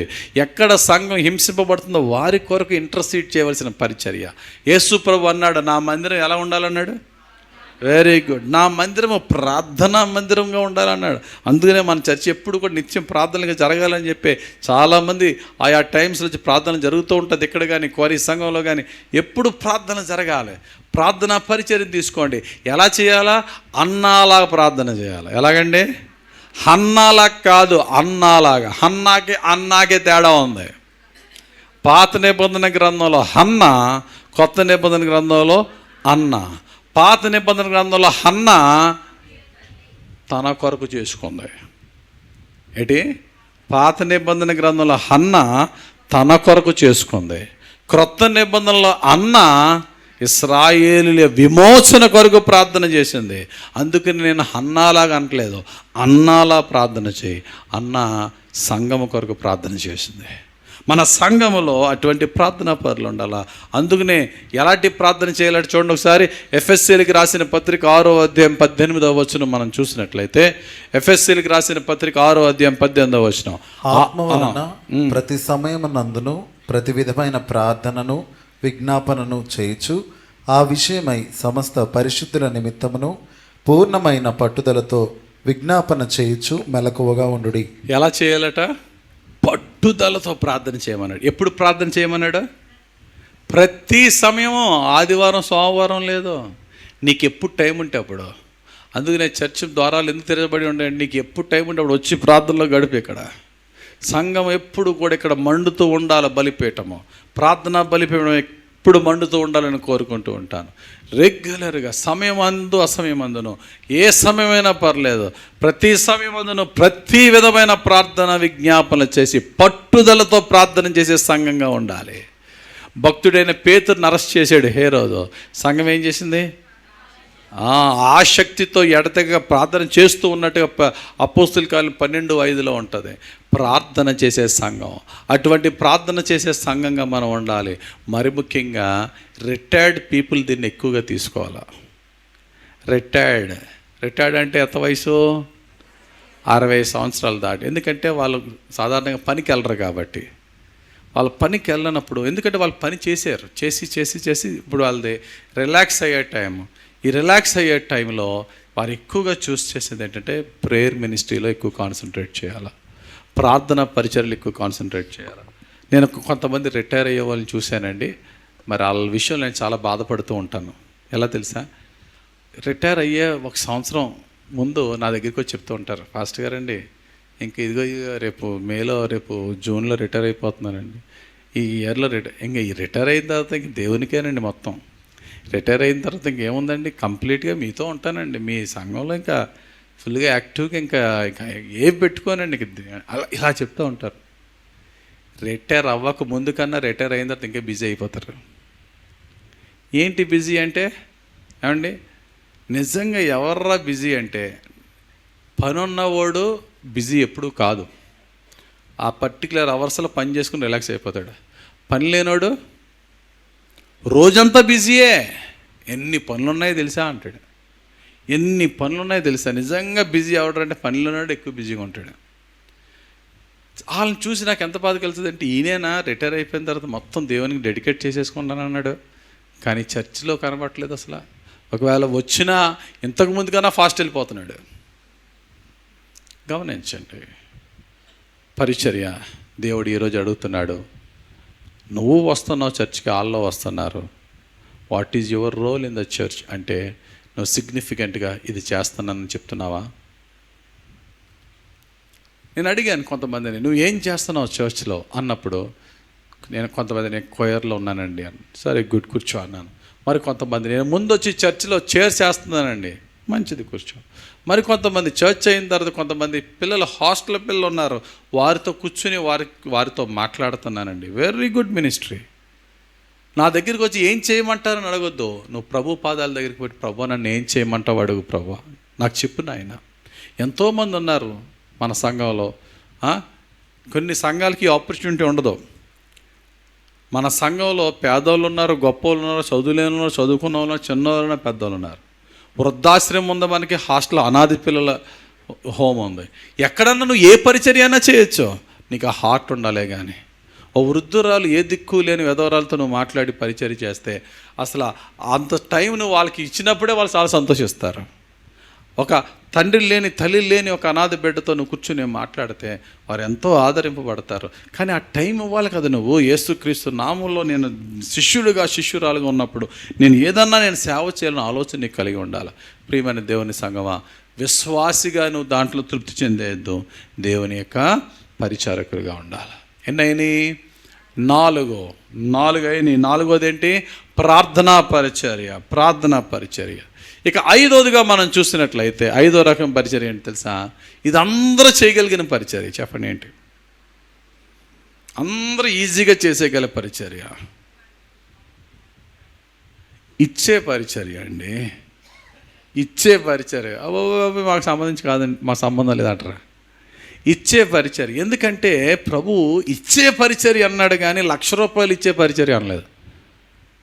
ఇచ్చే పరిచర్యలో ప్రభు ఎవరిని రికగ్నైజ్ చేశాడు, అక్నాలెడ్జ్ చేశాడు? 2 కాసులు ఇచ్చిన విధవరాలు పరిచర్యను ఆయన అంగీకరించాడు లేదా? ఎస్. దేవుడు నువ్వు ఎంత డబ్బులు ఇస్తే ఇంత ₹1,00,000 ఇవ్వాలని ఎక్కడ లేదే. నేను చాలాసార్లు చెప్తాను, నీ కానుక అక్కర్లేదు ఆయనకి, నీ హార్ట్ కావాలా. ఆ కానుక వెనకాతల ఏ విశ్వాసంతో నువ్వు ఇచ్చావు, ఏ కృతజ్ఞతాభావంతో నువ్వు ఇచ్చావు, ఏ సంతోషము ఆనందము కలిగిన జాయ్ఫుల్ హార్ట్తో నువ్వు ఇచ్చావని చూస్తాడు దేవుడు. నీ కానుక ఆయనకి అక్కర్లేదు. ఆయన సేవకు నేను ఎలాగన్నా పోషించుకోగలడు.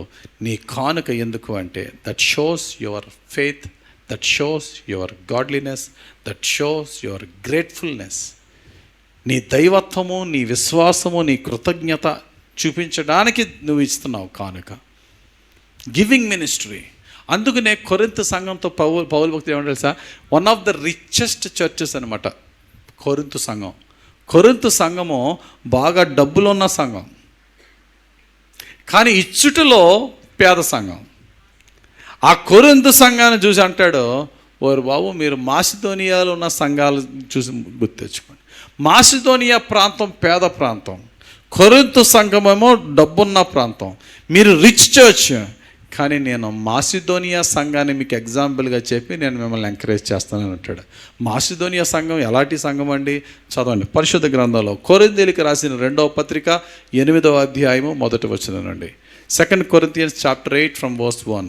సహోదరులారా, మాసిదోనియా సంఘములకు అనుగ్రహింపబడి ఉన్న దేవుని కృపను గూర్చి మీకు తెలియజేయుచున్నాము. ఎలాగనగా వారు బహుశ్రమ వలన పరీక్షింపబడగా అత్యధికముగా సంతోషించిరి, మరియు వారు నిరుపేదలైనను వారి దాతృత్వము బహుగా విస్తరించెను. వారు నిరుపేదలైనను దాతృత్వము బహుగా విస్తరించెను. ఈ కృప విషయంలోను పరిశుద్ధుల కొరకైన పరిచర్యలో పాలు పొందు విషయంలోను మనఃపూర్వకముగా మమ్మను వేడుకొనుచు వారు తమ స్వార్థము కొలదియేగాక సామర్థ్యము కొలదియేగాక వారు తమ సామర్థ్యము కొలదియేగాక సామర్థ్యము కంటే ఎక్కువగాను తమంతట తామే ఇచ్చిరని మీకు సాక్ష్యమిచ్చుచున్నాను. అది వారి సామర్థ్యాన్ని తగ్గట్టుగా ఇవ్వడం కాదట, సామర్థ్యానికి మించి వారి సహాయం చేస్తున్నారు పరిచర్య నిమిత్తము. కానీ ఎవరు వాళ్ళు? నిరుపేదలు. కొరింథు సంఘమా, మీరు డబ్బున్న సంఘం. కాబట్టి గివింగ్ వచ్చేటప్పటికి నువ్వు రిచ్చా పూరా క్వశ్చన్ కాదు, హార్ట్ ఉందా లేదా అనే ప్రశ్న. కాబట్టి 5వ మినిస్ట్రీ ఏంటండి? The ministry of giving. అందుకనే కొరింథీయులకు రాసిన 2వ పత్రిక 9:7 ఉత్సాహంగా ఇచ్చువారిని ఆయన ప్రేమిస్తాడట. ఉత్సాహంగా ఇచ్చువారినే ఆయన ప్రేమించను. కాబట్టి అది ఆ యొక్క మినిస్ట్రీని మనం జ్ఞాపకం చేసుకోవాలి. ప్రభువా, నీ సన్నిధిలో నేను ఇవ్వగలిగే పరిచర్యలో నేను సంతోషంగా పాల్గొనే భాగ్యం దయచేయి. నేను ఎక్కువ టైం స్పెండ్ చేయలేకపోతున్నాను చర్చిలో, ఫిజికల్గా నేను సహాయం చేయలేకపోతున్నాను. నాకు ఫైనాన్షియల్గా నువ్వు నన్ను స్థితిలో పెట్టావు కాబట్టి ఫైనాన్షియల్గానే ది బెస్ట్ నేను ఇవ్వగలిగే సహాయం పరిచర్యలను వాడుకో ప్రభువా దేవుణ్ణి అడుగు. 6th type ministry. 6వది ఏంటంటే అందరినీ నేను ఎప్పటి నుంచి ఎంకరేజ్ చేస్తున్నాను, ఈ మినిస్ట్రీలో మీరు అందరూ ఉండండి అని. ఏంటది? ప్రతి ఒక్కరూ బోధకులుగా మారాలి. Preaching ministry. ఏంటంటే ప్రీచింగ్ మినిస్ట్రీ.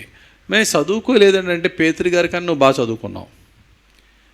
యోహాను గారు, యాకోబు గారు వీళ్ళందరూ కూడా ఎవరండి? వీళ్ళు వాళ్ళు కూడా రావు. వీళ్ళు నిసాని వాళ్ళు డిక్టేట్ చేస్తాం, ఇంకొకరు రాశారు. వాళ్ళకంటే నువ్వు బాగా చదువుకున్నావు. వాళ్ళని అంత బాగా ఉపయోగించుకున్న దేవుడు నిన్నెందుకు ఉపయోగించుకోడు? నువ్వు ఏమి వింటున్నావో వాక్యాన్ని అదే నీ ఇంట్లో వాళ్ళకి చెప్పు, అదే నీ పక్కింటి వాళ్ళకి చెప్పు. నీ జీవితం ఎలా మారిందో నీ సాక్ష్యం పక్కన వాళ్ళకి చెప్పు. అప్పుడు దేవుడు ఏం చేస్తాడు తెలుసా? నీ నోటిని ఆయన ఆశీర్వదిస్తాడు. ఆయన సర్వ సృష్టికి సువార్త ప్రకటించమన్నాడు. ఆయన మత్తయి సువార్త 28:20 నేను మీకు ఏ ఏ సంగతులను ఆజ్ఞాపించుతునో వాటన్నిటిని గైకొనవలన వారికి బోధించుడి.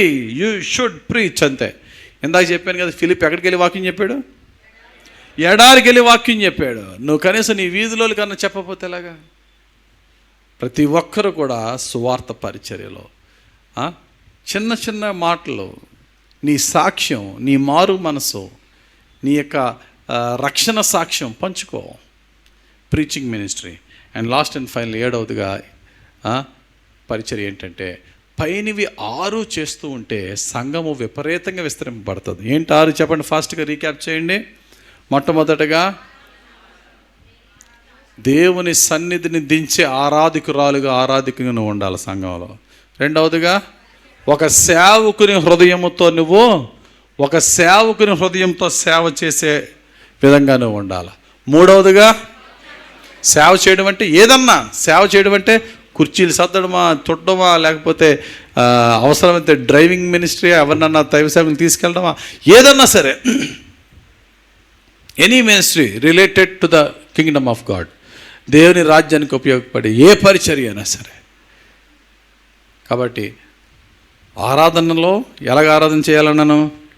బేతనీయలో మరియలాగా. రెండోది స్టెఫను వలె ఒక సేవకునిగా. మూడోది ఒక బర్నబా వలె కొత్తగా వస్తున్న సంఘాన్ని ఎంకరేజ్ చేయాలి. నాలుగవది అన్నావలే సంఘక్షేమం కొరకు ప్రార్థన చేయాలా. 5వది మాసిదోనియా సంఘం లాగా ఉన్న దాంట్లో దాతృత్వం కలిగి ఇవ్వాలి. 6వది ప్రీచింగ్ మినిస్ట్రీ, దేవుని యొక్క సువార్తను ప్రకటించాలి. దేవుడు నీకు ఇచ్చే దాంట్లో దేవుడు నిన్ను ఆశీర్వదించి, ఇదిగో నేను నీకు ఈ తలాంతు ఇస్తున్నానంటే అది ఎడారని చూడకుండా ఫిలిప్పులాగా పరిగెట్టాలి అంతే. కాళ్ళు కాలుతున్నాయి ప్రభా, అసలే మే నెల ప్రభా,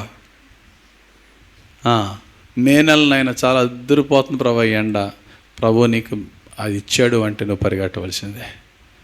ఒక ఫిలిప్పులా పరిగెట్టాలి. ఈ విధంగా సంఘంలో అందరూ పరిచర్య చేశారనుకోండి, సంఘం ఎలా ఉంటుందో చెప్పండి. అద్భుతంగా విస్తరింపబడుతుందండి సంఘం. ఎప్పుడైతే సంఘం అద్భుతంగా విస్తరింపబడిందో సాతానుగాడు కంగారు పడతాడు. కంగారు పడి ఏం చేస్తాడు తెలుసా? ఒక్కొక్కరిలో దూరి అసలు ఇలా విస్తరింపబడడానికి కారణం ఎవరనుకున్నాం? నేను ఎంత చేస్తే, ఎంతమందిని నడిపిస్తే, ఎంత గొప్పగా ఆరాధన చేస్తే, ఎంత బాగా మ్యూజిక్ కొడితే, ఎంత రాత్రినగా పగలనగా ప్రార్థన చేస్తే, ఎంత బాగా వాక్యం చెప్తే, ఎప్పుడైతే ఆమె లేక అతడు అలా చెప్పుకున్నాడో నిజంగా ఇంకా పక్కన పరిచర్య చేసిన వాళ్ళకి ఎలా ఉంటుంది? అంతేనా? నువ్వు ఒక్కడదానివే నేను ఒక్కడనే చేస్తే పరిచర్య జరిగింది కాదు ఇది. కాబట్టి ఒక్కొక్కరిలో దూరి ఇలా చేసినప్పుడు మంచిగా ఉన్న వాళ్ళలో కూడా చెడు వేరు స్టార్ట్ అవుతుంది, డివిజన్ స్టార్ట్ అవుతాయి.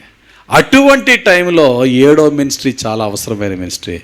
ఈ 7వ మినిస్ట్రీ ఏంటంటే సమాధానపరిచే ministry. The ministry that preserves the unity in the church. సంఘములో ఐక్యతను మెయింటైన్ చేసే పరిచర్య కూడా చాలా అవసరం. సంఘంలో చాలామంది ఎవరు ఉంటారు అంటే టేల్ బేరర్స్ ఉంటారు. అంటే ఇక్కడ తీసుకెళ్ళి అక్క అని తెలుసా, చెల్లె నిన్ను ఎలాగ అనేసింది, అగ్గిపూల బ్యాచ్ అనమాట. వాళ్ళు వేసేస్తూ ఉంటారు. ఇద్దరి మధ్య చిన్న గ్యాప్ వచ్చిందంటే మధ్యలో దూరి ఇంకెంత పెద్ద గ్యాప్ చేస్తారు దాన్ని. యేసు ప్రభు కొండ మీద చేసిన ప్రసంగం ఏంటి? సమాధానపరచువారు ధన్యులు, వారు దేవుని కుమారులు అనబడతారు. దీనికి ఆపోజిట్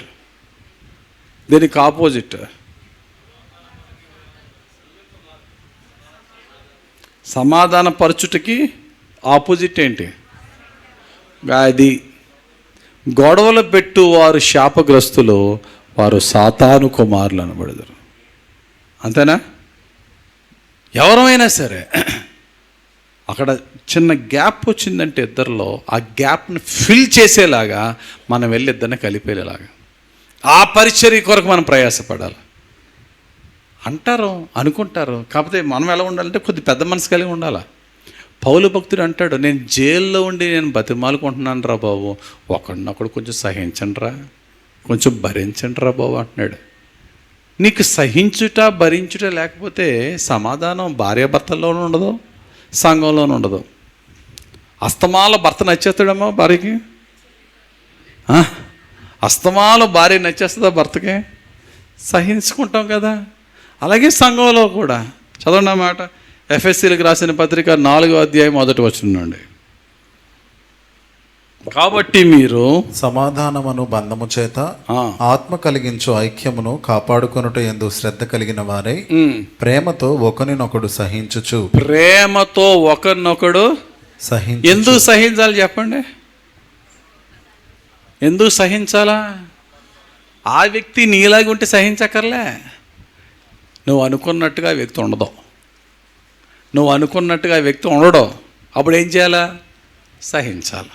సహించుచు. చదువునాన్న. మీరు పిలువబడిన పిలుపునకు తగినట్లుగా దీర్ఘశాంతముతో కూడిన సంపూర్ణ వినయముతోను సాత్వికముతోను నడుచుకొనవలెనని ప్రభువును బట్టి ఖైదీనైన నేను మిమ్మల్ని బతిమాలుకొంచున్నాను. నేను జైల్లో ఉండి మిమ్మల్ని బతిమాలుకుంటున్నానే బాబు. సంఘక్షేమం కొరకు సంఘక్షేమాన్ని ఆలోచించుకుని సమాధానంగా ఉండండి. కొంతమంది దేవుని సన్నిధిలో ఎదుగుతారు కానీ వారి నోర్లు మాట మారదు. ప్రార్థనలు గంటలు చేస్తారు కానీ సాత్వికమైన నోరు ఉండదు. నువ్వు నోరు తెరిసేవంటే గొడవ కూడా సమాధానం అయిపోవాలి. కానీ నువ్వు నోరు తెరితే సమాధానం చోట గొడవ పెట్టేస్తున్నావు. నువ్వు నీ హృదయం మంచిదే, నీ మనసు మంచిదే, నీ భక్తి ఉంటుంది, కానీ ఆ నోరు. దేవా సాత్వికమైన నాలుక నాకు ఇవి ప్రభువా, దేవా సాత్వికమైన నాలుక. ఎవరు అంటారు నిన్ను? అంటానుగాక. ఇప్పుడు ఉదాహరణ ఒక బెస్ట్ ఎగ్జాంపుల్ చెప్తాను.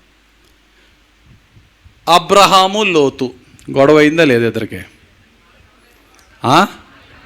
చెప్పండి. అబ్రహాము లోతు ఇద్దరు గొడవ అయిందా అవ్వలేదా?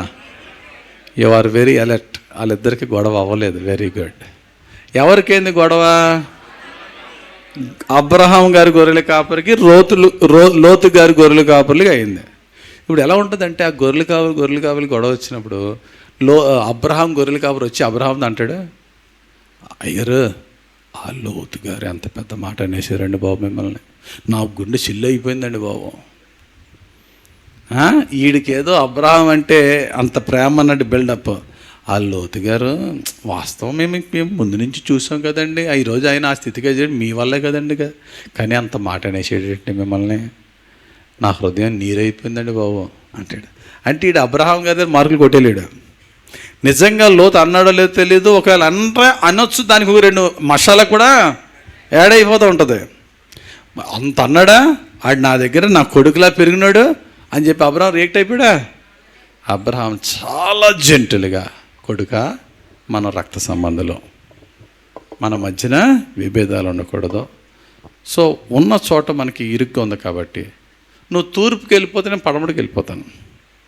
నువ్వు ఈ డైరెక్షన్ ఏది తీసుకుంటే దానికి ఆపోజిట్ డైరెక్షన్ నేను వెళ్ళి అక్కడ ఉంటాను. నువ్వు అక్కడ క్షేమంగా ఉండు, నేను ఇక్కడ క్షేమంగా ఉంటాను. నాకు ఆపద వచ్చినప్పుడు నువ్వు వద్దు, కానీ నీకు ఆపద వచ్చినప్పుడు నేను వస్తాను. Let us maintain the peace. సమాధానంగా ఉండు.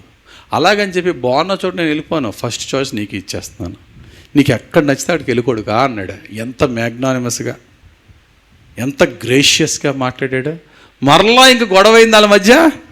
దాంతో సమాధి గొడవకే. దేవునికి స్తోత్రం కలుగును గాక. we should set the holy boundaries. పరిశుద్ధమైనటువంటి సరిహద్దులు మనం నియమించుకోవాలి. కొంతమంది సంఘంలో ఉంటారు, రకరకాల విభేదాలు కలుగజేసేవాళ్ళు, విపరీతమైన వాదన, మితండ వాదన కలిగే వాళ్ళు ఉంటారు. వాళ్ళకంటున్నాడు పౌలు గారు 2-3 సార్లు చెప్పి వాళ్ళని పక్కన పెట్టిన అంటాడు. ఆర్గ్యూ చేయొద్దు అంటాడు. తీతుకు రాసిన పత్రిక 3వ అధ్యాయం 9-10 వచనాల్లో వారితో ఆర్గ్యూ చేయొద్దు, అనవసరం, డోంట్ ఆర్గ్యూ విత్ దెమ్ అంటాడు. మనం సమాధాన పరిచర్య చేయాలి ప్రియులారా. ఉన్న గ్యాప్ని పెద్ద చేయొద్దు. గ్యాప్ని 2 సిస్టర్స్ మధ్య, 2 బ్రదర్స్ మధ్య ఉన్నది అంటే అవునండి బాబు ఆమె అలాంటిదే అని స్టార్ట్ చేసి నువ్వు ఒక గ్రూప్ వైపు తీసుకోవద్దు. వింటూ ఉంటూ అలాగని చెప్పి డైరెక్ట్గా ఆపోజిషన్ ఉమెన్ మనం సపోర్ట్ చేస్తే మళ్ళీ ఈవిడికి దూరం అయిపోతాం. కాబట్టి కొంచెం యుక్తి కలిగి అలా సరే సిస్టర్ ప్రేయర్ చేద్దాం, ఆమె కూడా మారుతుందని చెప్పి నువ్వు చేయాలి తప్ప ఆమె కోపాన్ని పగని రేపే ఒక్క మాట కూడా నీ నోట్లోంచి రాకూడదు. You should respond to the situation in a very proper way. Best example అబిగయల్ని తీసుకోండి. 400 మందితో కత్తిలేసుకుని వచ్చాడు దావీదు. ఎవరిని చంపడానికి? నాబాలు ఇంటిలో ఉన్న బంధువులు, రక్త సంబంధులు, పన్నులు అందరిని నరికేస్తాడు వచ్చి. ఈడేం చేస్తున్నాడు? శుభ్రంగా తాగేసి రమ్మనని చెప్పి తొడగొడుతున్నాడు. ఎవరు వస్తే ఏమవుతుంది? డిజాస్టరే. ఆడి రాత్రి తాగేసి ఉదయం దిగిపోయిన వెంటనే చెప్పిన వెంటనే దావీదు 400 మంది వస్తున్నాడు, గుండె ఆగిపోయింది వీడికి. మరి లోపల అది మత్తు పనిచేసినప్పుడేమో ఎవడా దావీదు అన్నాడు అంతే. ఆ టైంలో అబీగైల్ ఏం చేసింది? ఈడు మత్తు దిగేంత వరకు మనం వెయిట్ చేస్తే గోల్డెన్ అవర్ అల్లా పోద్దని చెప్పి అప్పటికప్పుడు బయలుదేరి అడవిలో దావీదుని ఎదుర్కొని సాష్టాంగ నమస్కారం చేసి, రాజా అయ్యా నీకు కావలసిన ఆహారం అంతా తెచ్చాను, నా ముఖం చూసి నా భర్తను క్షమించు.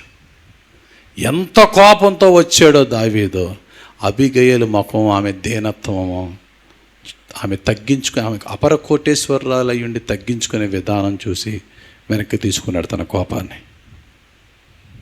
ఈరోజు నీ ముఖం చూసి నీ ఇంటి మీదకి దేవుని కృప రావాలా, మనుషుల దయ రావాలా. Because of your face. నీ భర్త ఎటువంటి వాడు అవ్వచ్చు, నీ భార్య ఎటువంటిది అవ్వచ్చు, లేక సంఘంలో నీ ముఖం చూసి సమాధానం కలగాల. నీవు అడుగు పెట్టేవంటే ఉన్న చోట సమాధానం రావాలి, కానీ నువ్వు అడుగు పెట్టిన చోట కలహాలతో ప్లేస్ ఉండకూడదు. ఏమండి, ఒక మాటలో చెప్పాలంటే సమాధాన పరిచర్య భలే రిస్క్ పరిచర్య అది. అవునా కాదా? నాకు ఎక్స్పీరియన్స్ ఉంది, మీలో చాలామందికి ఎక్స్పీరియన్స్ ఉండి ఉంటుంది. ఇద్దరికి సమాధానం పరచడానికి వెళ్ళి వాళ్ళిద్దరి తర్వాత బాగానే ఉంటాం, మనం దెబ్బైపోతూ ఉంటాం. అంతేనా? వాళ్ళిద్దరిని సమాధానం పరచడానికి వెళ్ళి మన చేతులు కాలిపోతాయి. బెస్ట్ ఎగ్జాంపుల్ యోనాతాన్ తీసుకోండి. యోనాతాను he did his best to make peace between Saul and David. దావీదుకి రాజు అయిన సౌలుకి మధ్య సమాధాన పరచడానికి ఎంత ట్రై చేసాడు తెలుసా యోనాతాను. చివరికి దావీదు ప్రాణాలను రక్షించాడు యోనాతాను పారిపోమని. ఇది తెలిసిన రాజు అయిన సౌలు ఏం చేశాడు? యోనాతాను చంపడానికి బల్లి విసిరేశాడు కదా.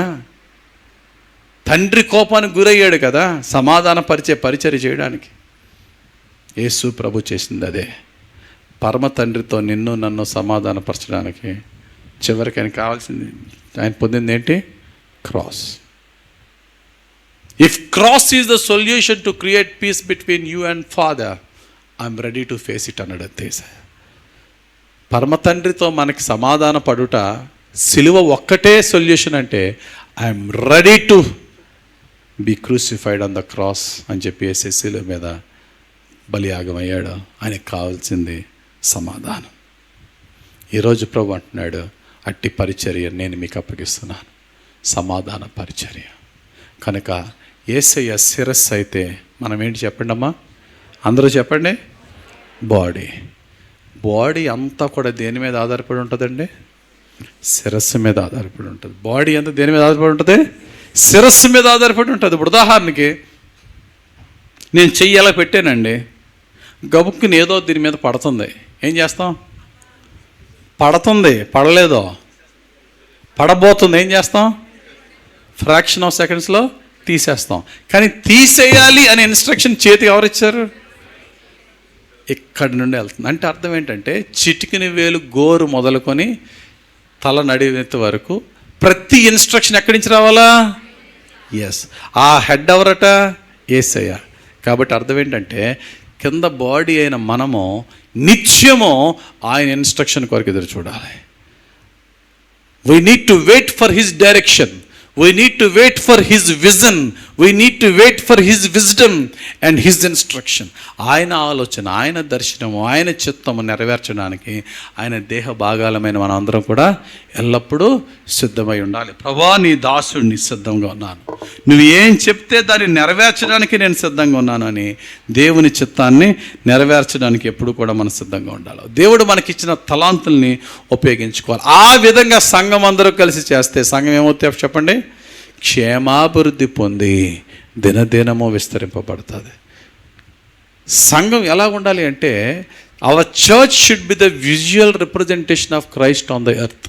అనగా క్రీస్తు భూమి మీద లేడు, కానీ సంఘం భూమి మీద ఉందా లేదా? చెప్పండి. నిత్యము సంఘం భూమి మీద ఉంటుందా? ఉండదు. యేసు ప్రభు రెండో రాకడలో సంఘము ఎత్తబడుతుంది.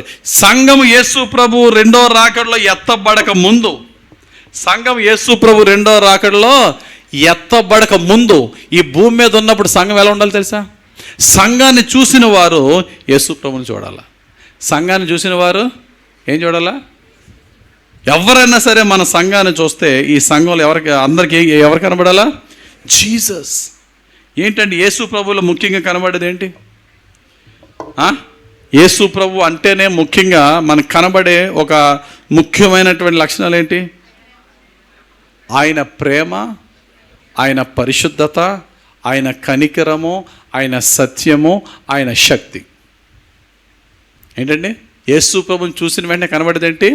ఆయన ప్రేమ, సంఘంలో ప్రేమ ఫుల్గా ఉండి ఐక్యత కలిగి ఉండాలి. ఆయన పరిశుద్ధత, నిందారహితంగా మనం బ్రతకాల.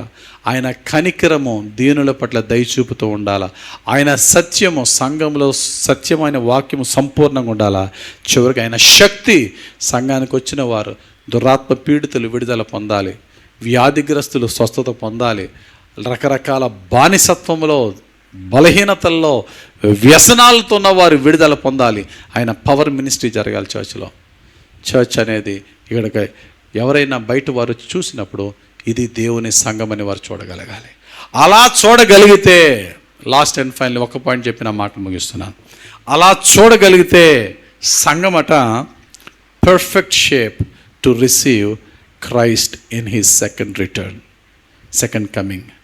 సంఘము ఈ విధమైన రూపములోనికి రూపాంతరపరచబడినప్పుడు యేసు ప్రభు రెండో రాకడలో సంఘమట ఆయన రిసీవ్ చేసుకోవడానికి సిద్ధంగా ఉన్న సంఘం.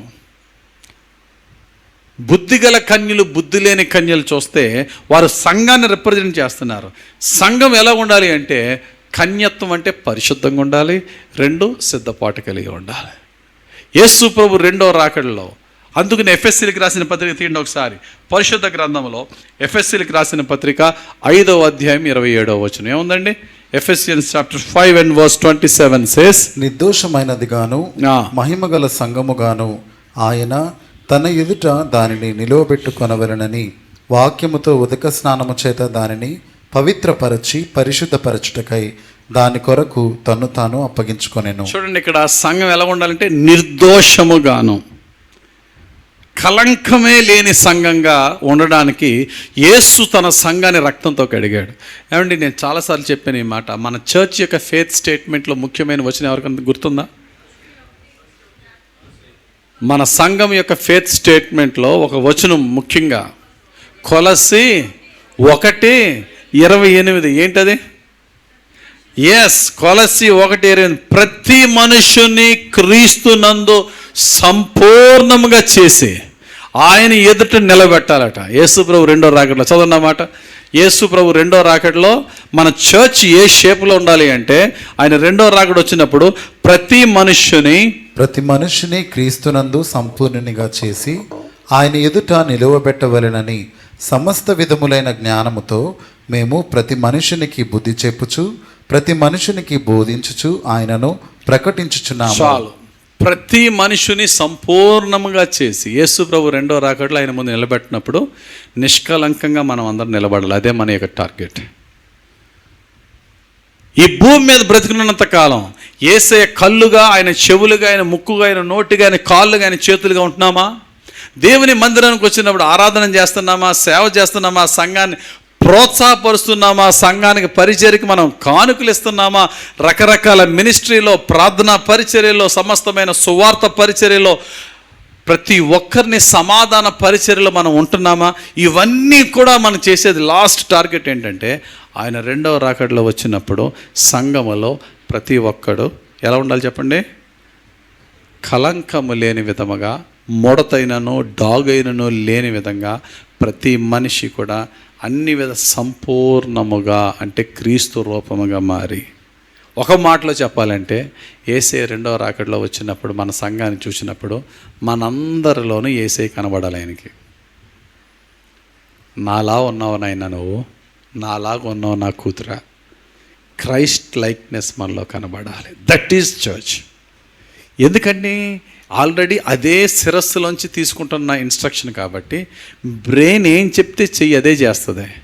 బ్రెయిన్ చెప్పేది ఒకటి, చేయి చేసేది ఒకటి కాదు. మనం ఆ విధంగా యేసయ్యలో మనం జతపరచబడాలి. ప్రతి ఒక్కరు ప్రశ్నించుకుందాం, నేను యేసయ్యతో అంటు కట్టబడి ఉన్నానా లేదా? Am I connected to the head or not? నేను దేహము, నా యేసే శిరస్సు, నేను ఆయనతో కనెక్ట్ అయ్యబడి ఉన్నానా లేదా?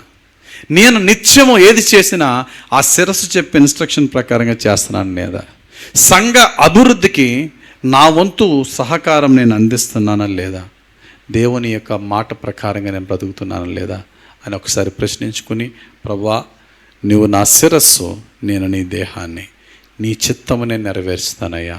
సంఘములో విశ్వాసిగా మిగిలిపోకుండా నీ పాదాలుగా సంఘాన్ని, సమాజానికి తీసుకెళ్తాను, నీ చేతులుగా సమాజాన్ని సంఘంలోనికి తెస్తాను ప్రభువా అని దేవుడిని అడుగుదాం.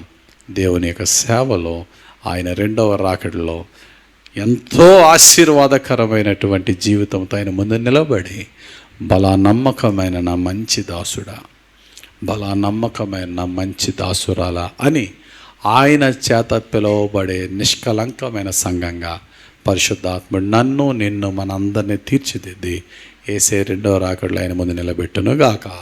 ఆమేన్. ప్రార్థన చేసుకుందాం. మహిమగల మా తండ్రి, దయగలిగిన ప్రభు, నీకు స్తోత్రాలు. ధ్యానించిన వాక్యం అందరి జీవితంలో నీవే నెరవేర్చున్నందుకు వందనాలు. యేసయ్యా, సంఘానికి నువ్వు శిరస్సు, మేము దేహము. అయ్యా, మేము చేసే ప్రతి పని, మా మాట, మా క్రియ నీ ఆత్మ నడిపింపుతో చేసుకొని నీ దయ పొందుకునే భాగ్యం మా అందరికీ దయచేయమని, ఇక్కడికొచ్చిన ప్రతి ఒక్కరిని, ఆన్లైన్లో వీక్షిస్తున్న వారందరూ కూడా నీ వాక్యానికి లోబడే బ్రతుకు దయచేయమని, ఎవరికి వారమే ప్రశ్నించుకొని చర్చికి వస్తున్నాను, వెళ్ళిపోతున్నాను, నా పాత్ర ఏమైనా ఉందా, రేపు నా ప్రభు నన్ను ప్రశ్న అడిగితే నేను ఏం చేశాను అని అడిగితే నేను ఏం చెప్పాలి అని ఒక ప్రశ్న ప్రతి హృదయంలో నీవే కలుగు చేసి ప్రతి ఒక్కరిని నీ పరిచర్యలో, నీ పరిచారకునిగా, పరిచారకురాలుగా వాడుకొనమని యేసయ్య పుణ్య నామములో ప్రార్థించి వేడుకొనుచున్నాం తండ్రి. ఆమేన్. God bless you.